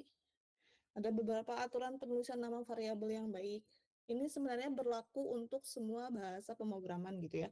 Tidak hanya kemarin misalnya di Python, terus sekarang di C++ kayak gitu. Tidak hanya seperti itu gitu. Namanya variabel itu kan general gitu ya, tergantung dari kita menggunakan bahasa pemrograman apa gitu. Tapi intinya sama-sama aja mereka punya aturan penulisannya yang baik gitu. Seperti apa sih gitu. Yang pertama adalah nama variabel harus dimulai dengan huruf alfabet, tidak boleh berupa angka atau simbol. Jadi kalau misalnya kalian mau pakai angka atau simbol itu silahkan, tapi jangan di awal banget variabelnya gitu. Boleh di tengah-tengah atau boleh di akhir kayak gitu. Terus tidak boleh ada spasi di antara nama variabel. Nah, ini saya pernah lihat nih di dashboard kemarin, ada yang bikin nama variabel tapi masih pakai spasi. Itu nggak akan bisa. Paling tidak itu harus pakai underscore. Kalau misalnya pengen dipisahin, misalnya contohnya adalah nama underscore, bisa nama spasi lengkap. Kayak gitu kan. Oke, terus di sini jangan menggunakan simbol yang membingungkan seperti titik, koma, dan lain sebagainya untuk memisahkan nama variabel itu biar nggak pakai spasi. Kan udah pernah belajar juga ada camel case, snake case, dan lain sebagainya gitu ya. Nah, terus selanjutnya Nama variabel sebaiknya sesuaikan dengan elemen data. Nah, ini sering ya saya nemu codingan nama variabelnya tuh nggak sesuai gitu. Apa gitu namanya teh A, B kayak gitu ya. Sering banget saya lihat gitu. Padahal sebenarnya alangkah lebih baiknya ketika kalian memang mendeklarasikan suatu variabel, ya sesuaikan variabel tersebut akan kalian gunakan untuk apa. Itu misalnya tadi nama lengkap. Ya udah, kalau misalnya memang si variabelnya mau disimpan untuk nyimpan data-data nama lengkap, silahkan deklarasikan variabel tersebut namanya nama lengkap. Kayak gitu. Jangan cuman A, jangan cuman B, C, dan lain sebagainya gitu. Itu tuh untuk memudahkan kalian ketika debugging. Kalau misalnya ada yang error nih, kalian gampang taunya, oh yang error variabelnya tuh nama lengkap. Jadi kalian tahu, oh apa ya sebelah mananya yang salah ya di sini di variabel nama lengkap ini. Jadi tahu.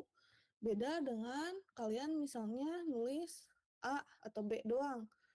Kalau misalnya programnya masih sedikit, masih cuma 5 line, 5 baris, 10 baris, itu gampang kalian kelihatan gitu sama mata kalian gitu ya.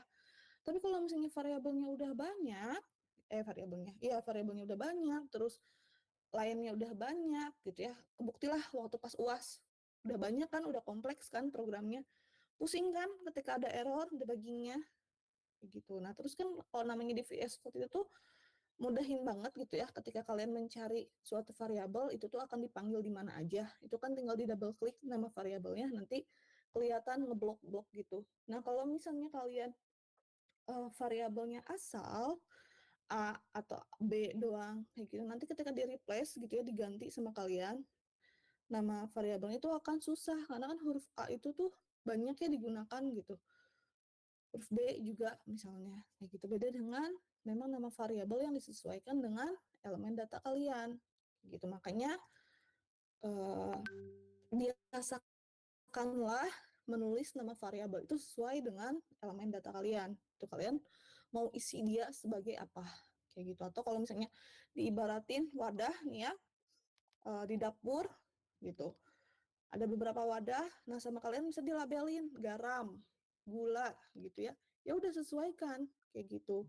Garam nanti isinya untuk garam, gula nanti isinya untuk gula. Jadi ketika dicek nggak terlalu sulit gitu karena udah ada labelnya yang sesuai dengan isinya gitu. Sama variabel pun ketika nanti dicek gitu ya gampang karena udah sesuai nama variabelnya sama isi datanya kayak gitu.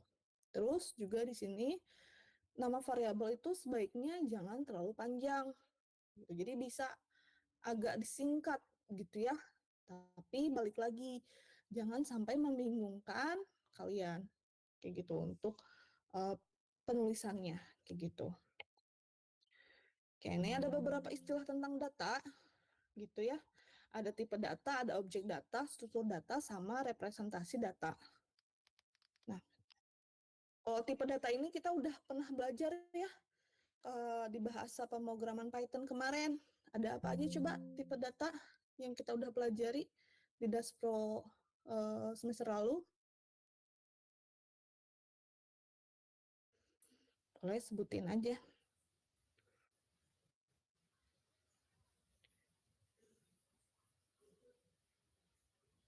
Silahkan, ada apa aja sih? Masa lupa?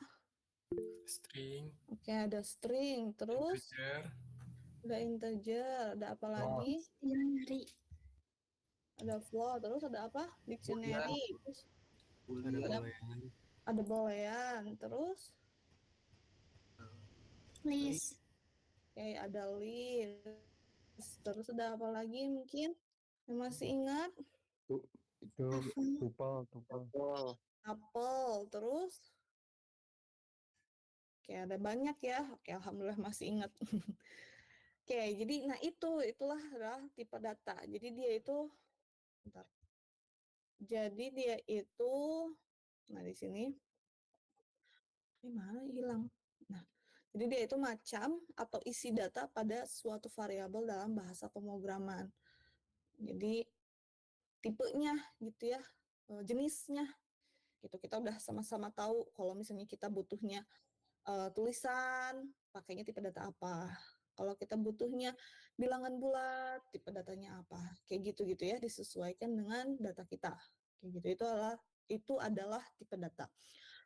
Kalau objek data di sini kumpulan elemen yang mungkin untuk suatu tipe data tertentu. Contohnya byte itu ada 0 sampai 255. Terus string kumpulan karakter dengan maksimal 255 karakter.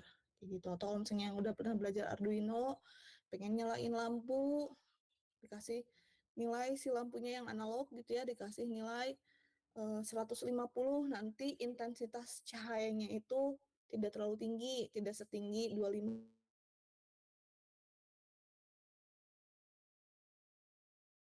dia mati, kayak gitu-gitu ya. Itu adalah si objek data. Nah, terus sekarang ada nih struktur data. Nah, ini yang akan kita tekuni gitu ya di satu semester ini gitu, karena memang nama mata kuliahnya adalah struktur data dan algoritma ya.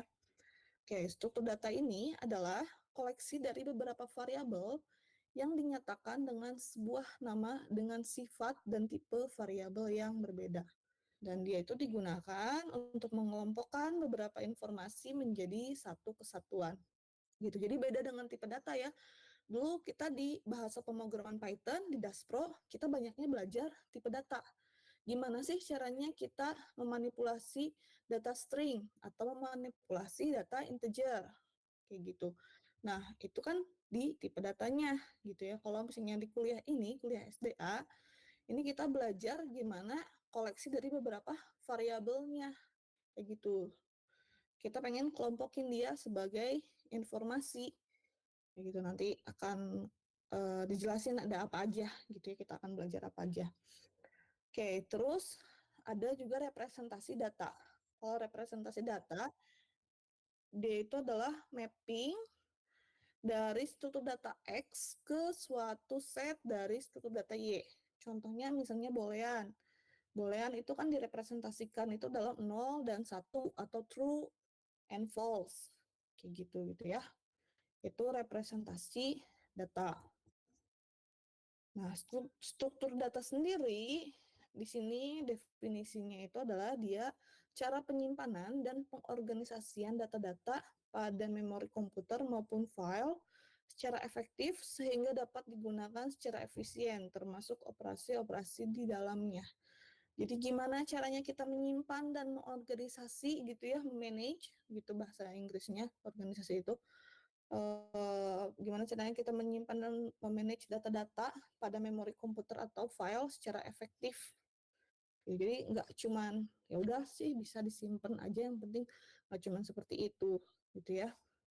Ya terus juga struktur data itu didefinisikan sebagai format khusus untuk mengatur, memproses, mengambil dan menyimpan data untuk tujuan tertentu. Gitu. Jadi beda dengan variabel.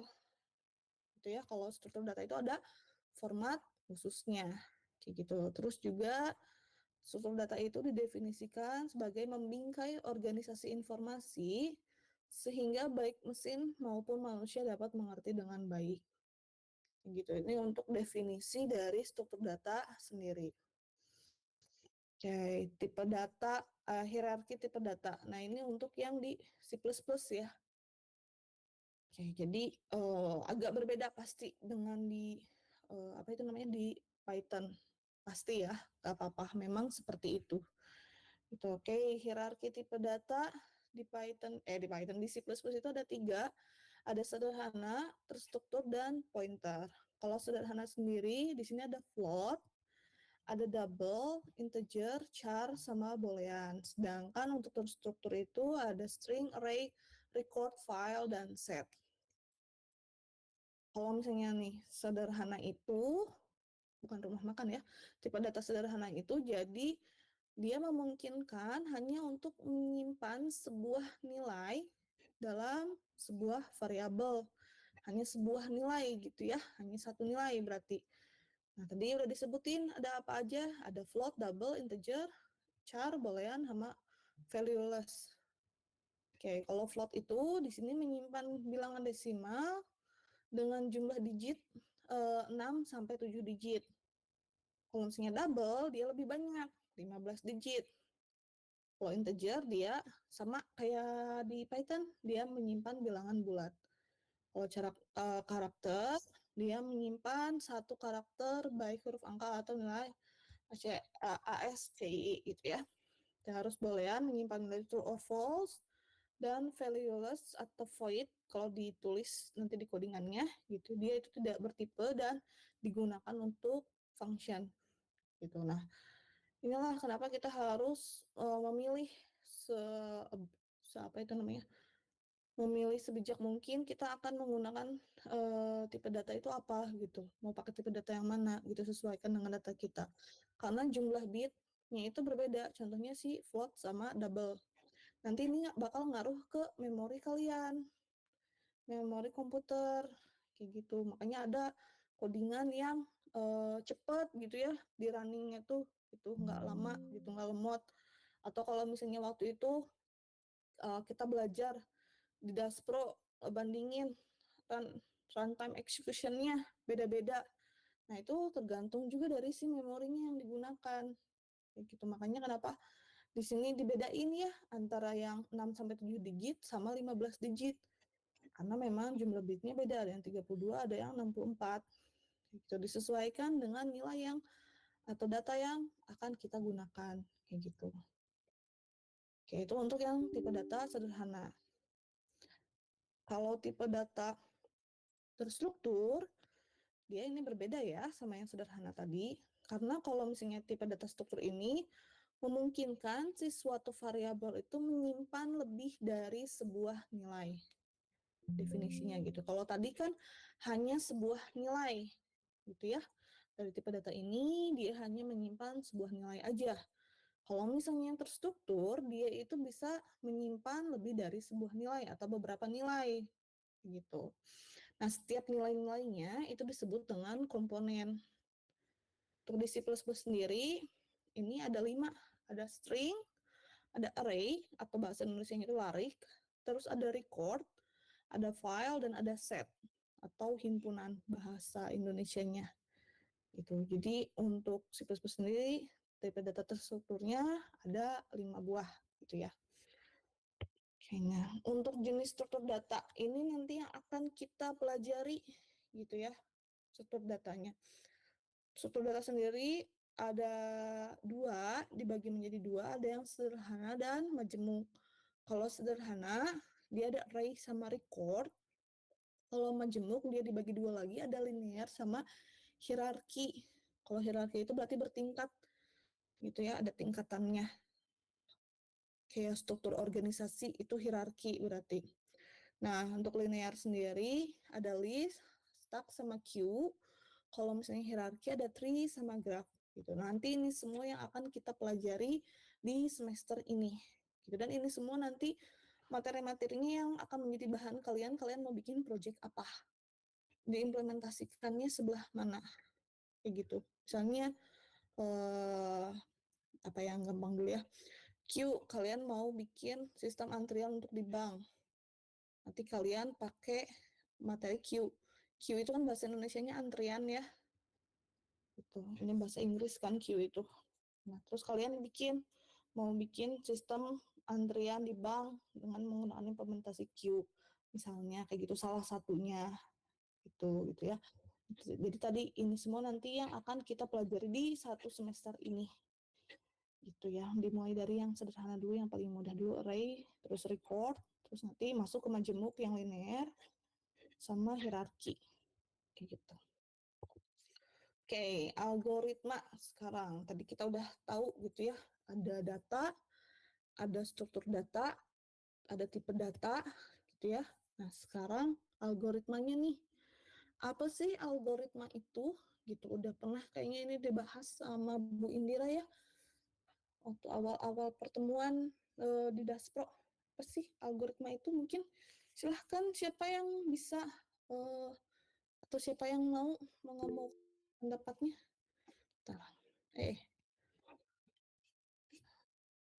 Siapa?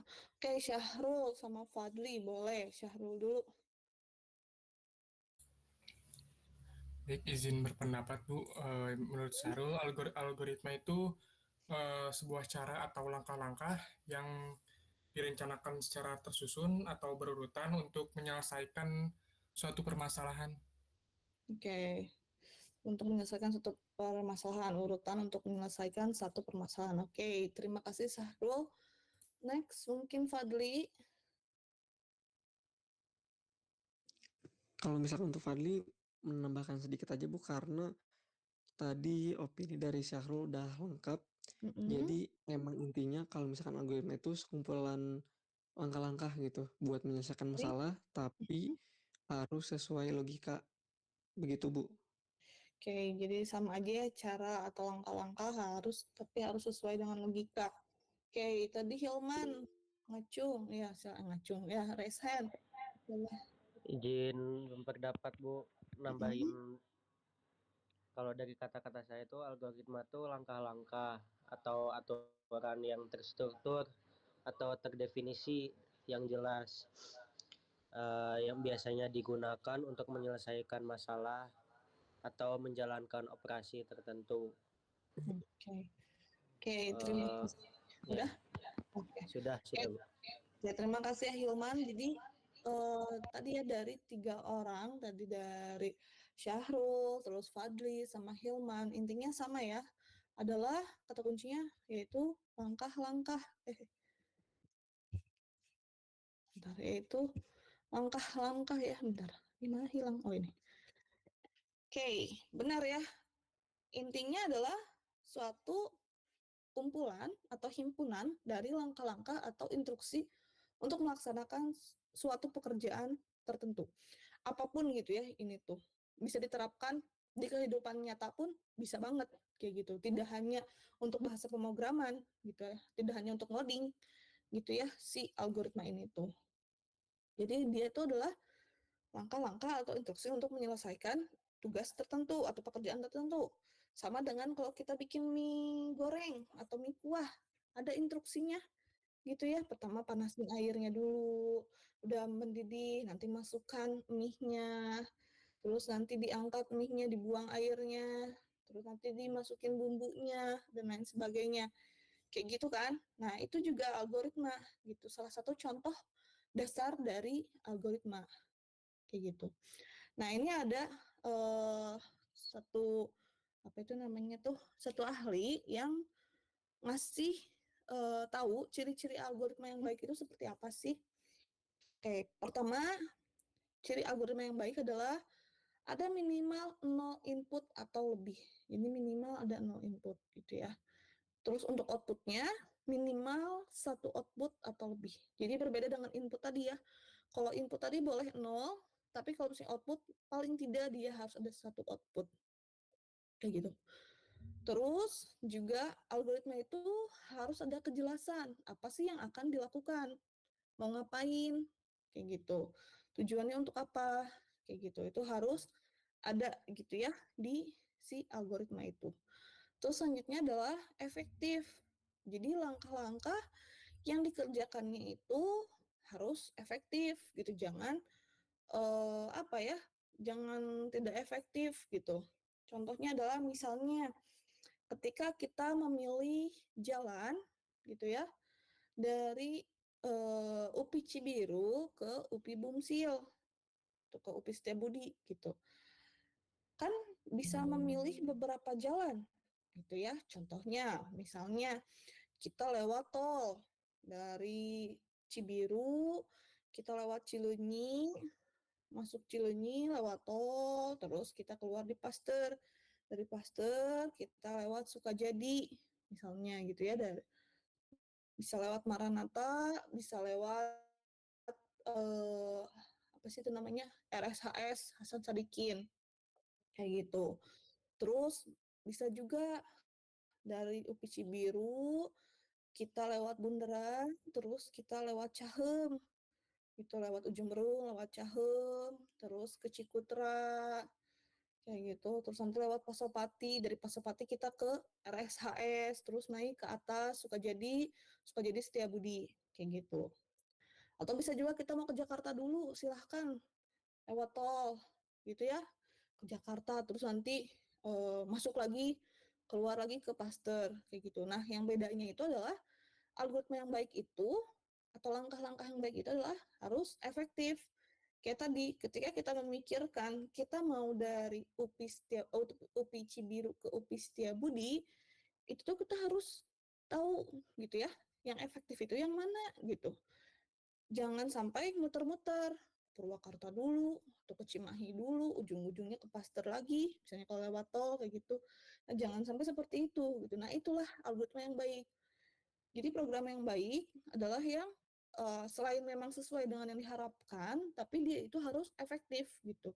Karena nanti ngaruhnya ke runtime-nya, ke memorinya, kayak gitu, memori yang digunakan, kayak gitu. Makanya kenapa harus efektif gitu. Terus selanjutnya juga yang terakhir ini algoritma yang baik itu harus dapat berhenti atau stop secara jelas. Jadi tujuannya harus tahu endingnya gitu ya, si programnya atau algoritmanya itu kita harus tahu stopnya tuh jelas gitu, jangan infinite loop. Kalian pernah nggak sih bikin codingan terus ketika kalian running program itu nyala terus aja, harus pakai Ctrl C dulu diberhentiin atau di stop, di force close, kayak gitu. Nah, itu adalah salah satu contoh algoritma atau program yang tidak baik gitu ya, yang buruk gitu, karena infinite loop kayak gitu.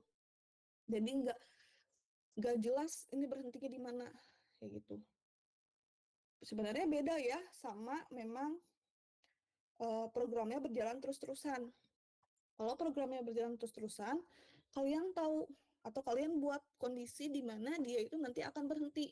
Contohnya misalnya dia akan berhenti ketika setelah looping 10.000 kali. Itu kan jelas ya. Nanti ketika 10.000 kali, dia akan otomatis berhenti si programnya gitu. Atau ketika sudah selesai menghitung rumus luas persegi panjang, nanti dia akan berhenti kayak gitu. Nah, kalau misalnya yang tidak baik itu adalah yang dia berhentinya harus secara paksa sama kalian, di Ctrl C atau di stop atau di close programnya dan lain sebagainya. Itu berarti infinite loop. Itu berarti itu ada yang salah dari algoritmanya, kayak gitu. Algoritmanya salah, nanti kan ngodingnya pun salah, kayak gitu. Karena kan sebelum kita ngoding kita memikirkan dulu ya ini algoritmanya itu akan seperti apa, kayak gitu.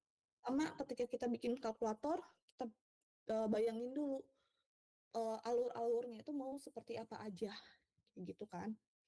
Ya, jadi jangan lupa tadi ada ciri dari algoritma yang baik gitu ya. Jadi dia minimal inputnya itu 0 atau lebih, terus untuk outputnya minimal ada 1 atau lebih, terus jelas yang dilakukan, efektif, dan harus bisa berhenti secara jelas.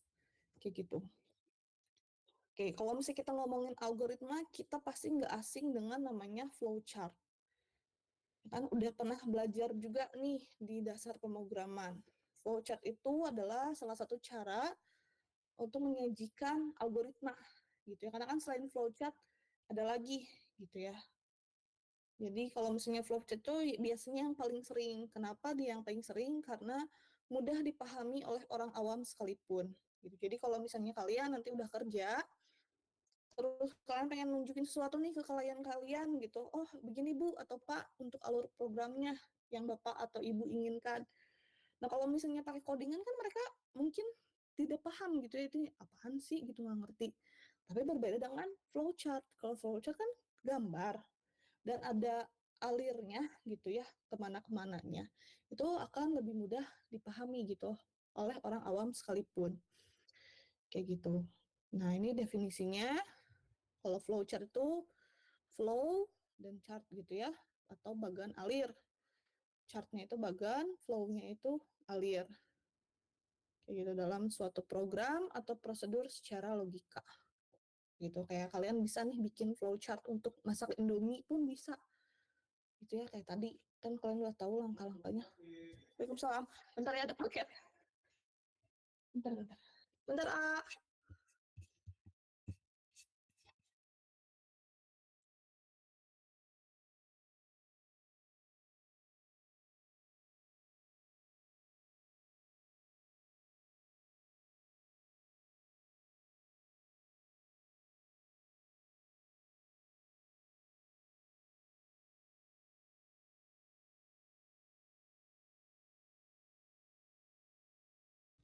Oke, maaf iklan dulu ya.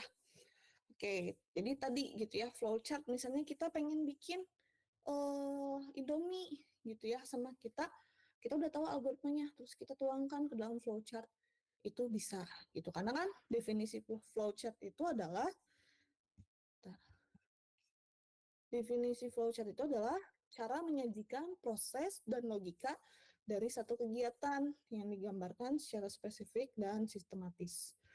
Jadi dari kegiatan apapun gitu. Dan saran saya ketika kalian ngoding gitu ya, lebih enaknya itu dibuat dulu flowchart-nya, dioret-oret dulu gitu, dicoret-coret dulu.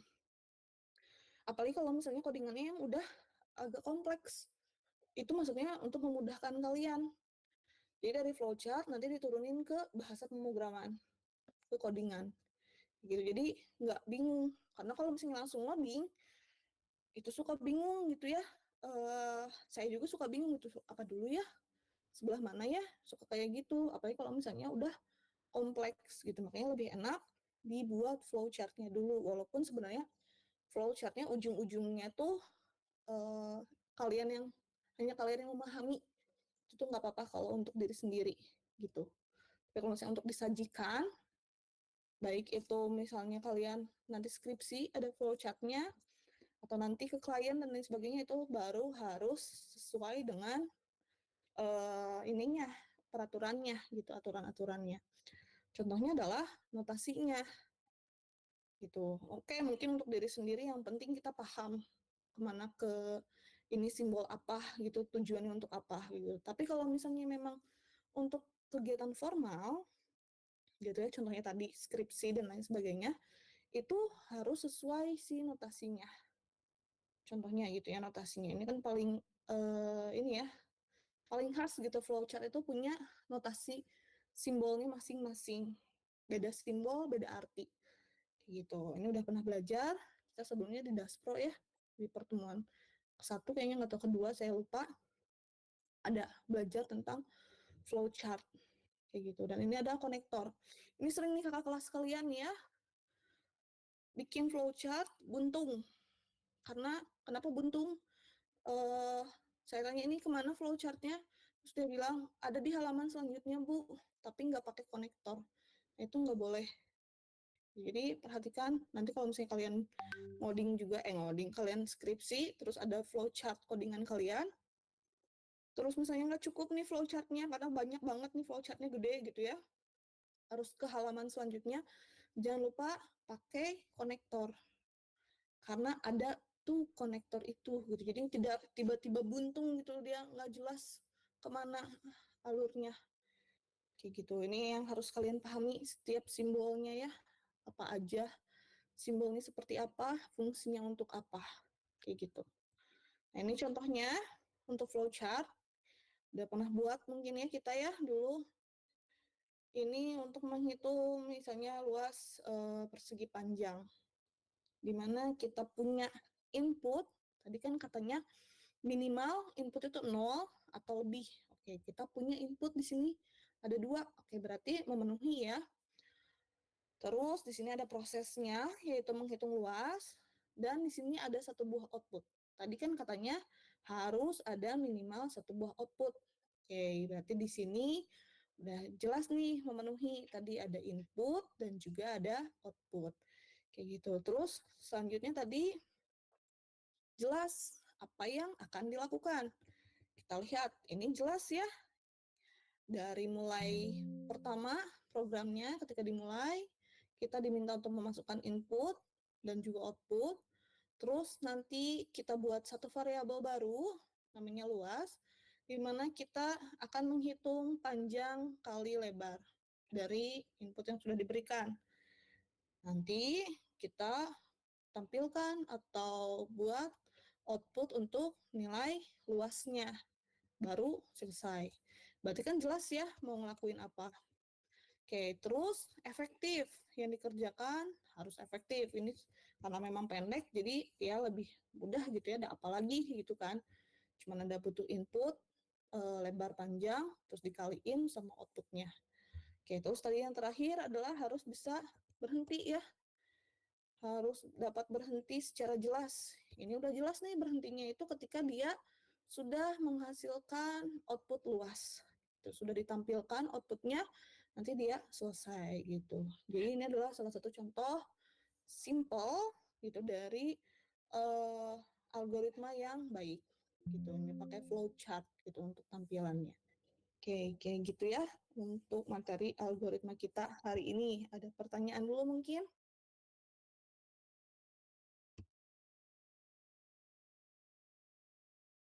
Silakan. Yang mau bertanya? Oke, kalau nggak ada, ini ada latihan. Bukan berarti latihan ini harus dikumpulkan ya, tidak. Ini mah hanya kalian silahkan baca, terus bikin catatan sendiri. Bedanya bahasa pemrograman C++ sama Python itu kayak gimana sih, gitu.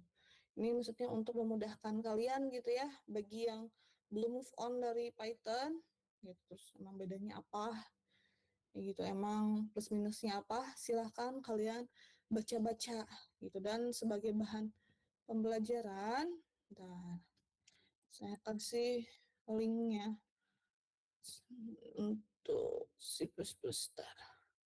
Ada beberapa tutorial yang bisa kalian baca sendiri untuk C++. Nah, itu saya kirim di kolom chat.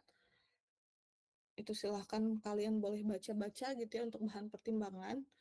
Itu, oh C++ ini kayak gini. Oh, kemarin di Python nggak ada nih seperti itu tuh. Kayak gitu, silahkan gitu ya buat dibaca gitu. Jadi setidaknya kalian terbayang gitu.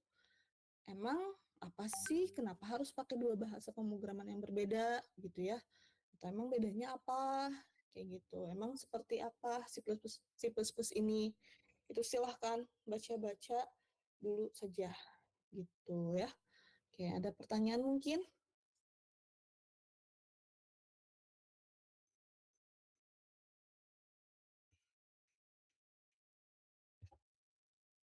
Ada pertanyaan? Oke, kalau tidak ada, nanti saya share untuk materi kita hari ini. Nanti bisa kalian akses di spot.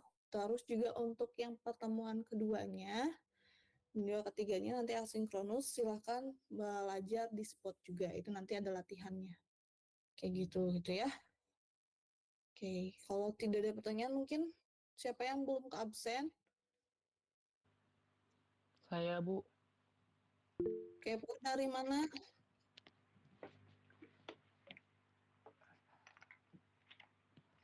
Ininya, Bu, apa namanya, listriknya mati, Bu.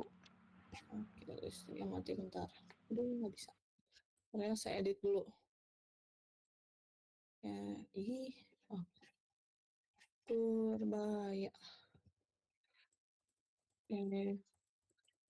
Selain Purbaya ada lagi yang belum absen? Fadli, Bu. Ya, Fadli dari mana, Fadli? Ada, Bu, dari tadi, cuman mau bilang pas lewat absen nggak enak udah mulai materi, Bu. Oke, berarti pas sudah masuk materi ya. Oke, berarti yang nggak masuk cuma Nabil aja ya? Sakit. Oke, teman-teman, mungkin kayak gitu dulu untuk pertemuan hari ini. Terus buat Hilman, jangan lupa tolong ACC ya, spotnya. Sama saya udah dijadiin KM, nanti tinggal di ACC aja. Gitu. Terus untuk materinya nanti saya upload, jadi kalau misalnya kalian pengen baca-baca lagi, itu silahkan bisa diakses di spot. Kayak gitu. Oke, ada pertanyaan dulu?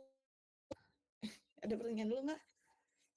Oke, nggak ada. Oke, mungkin kalau nggak ada, sampai jumpa nanti di bulan depan mungkin ya. Karena saya mau cuti dulu. Itu kalian silahkan baik-baik nanti sama Bu Dian atau Pak Henry ya. Untuk pastinya dengan siapanya itu nanti saya kabarin ke Hilman. Mungkin kayak gitu. Karena saya tanya dulu Bu Dian pengen masuk kelas mana, Pak Henry pengen masuk kelas mananya. Gitu. Tapi pokoknya di antara dua itu aja, Bu Dian atau Pak Henry. Kayak gitu dulu mungkin ya teman-teman semua. Semoga kita sehat selalu, semoga lancar kuliahnya. Sampai jumpa beberapa minggu ke depan ya. Tapi kalau kalian mau ada pertanyaan atau apa, silakan. Saya masih menerima chat-chat kalian.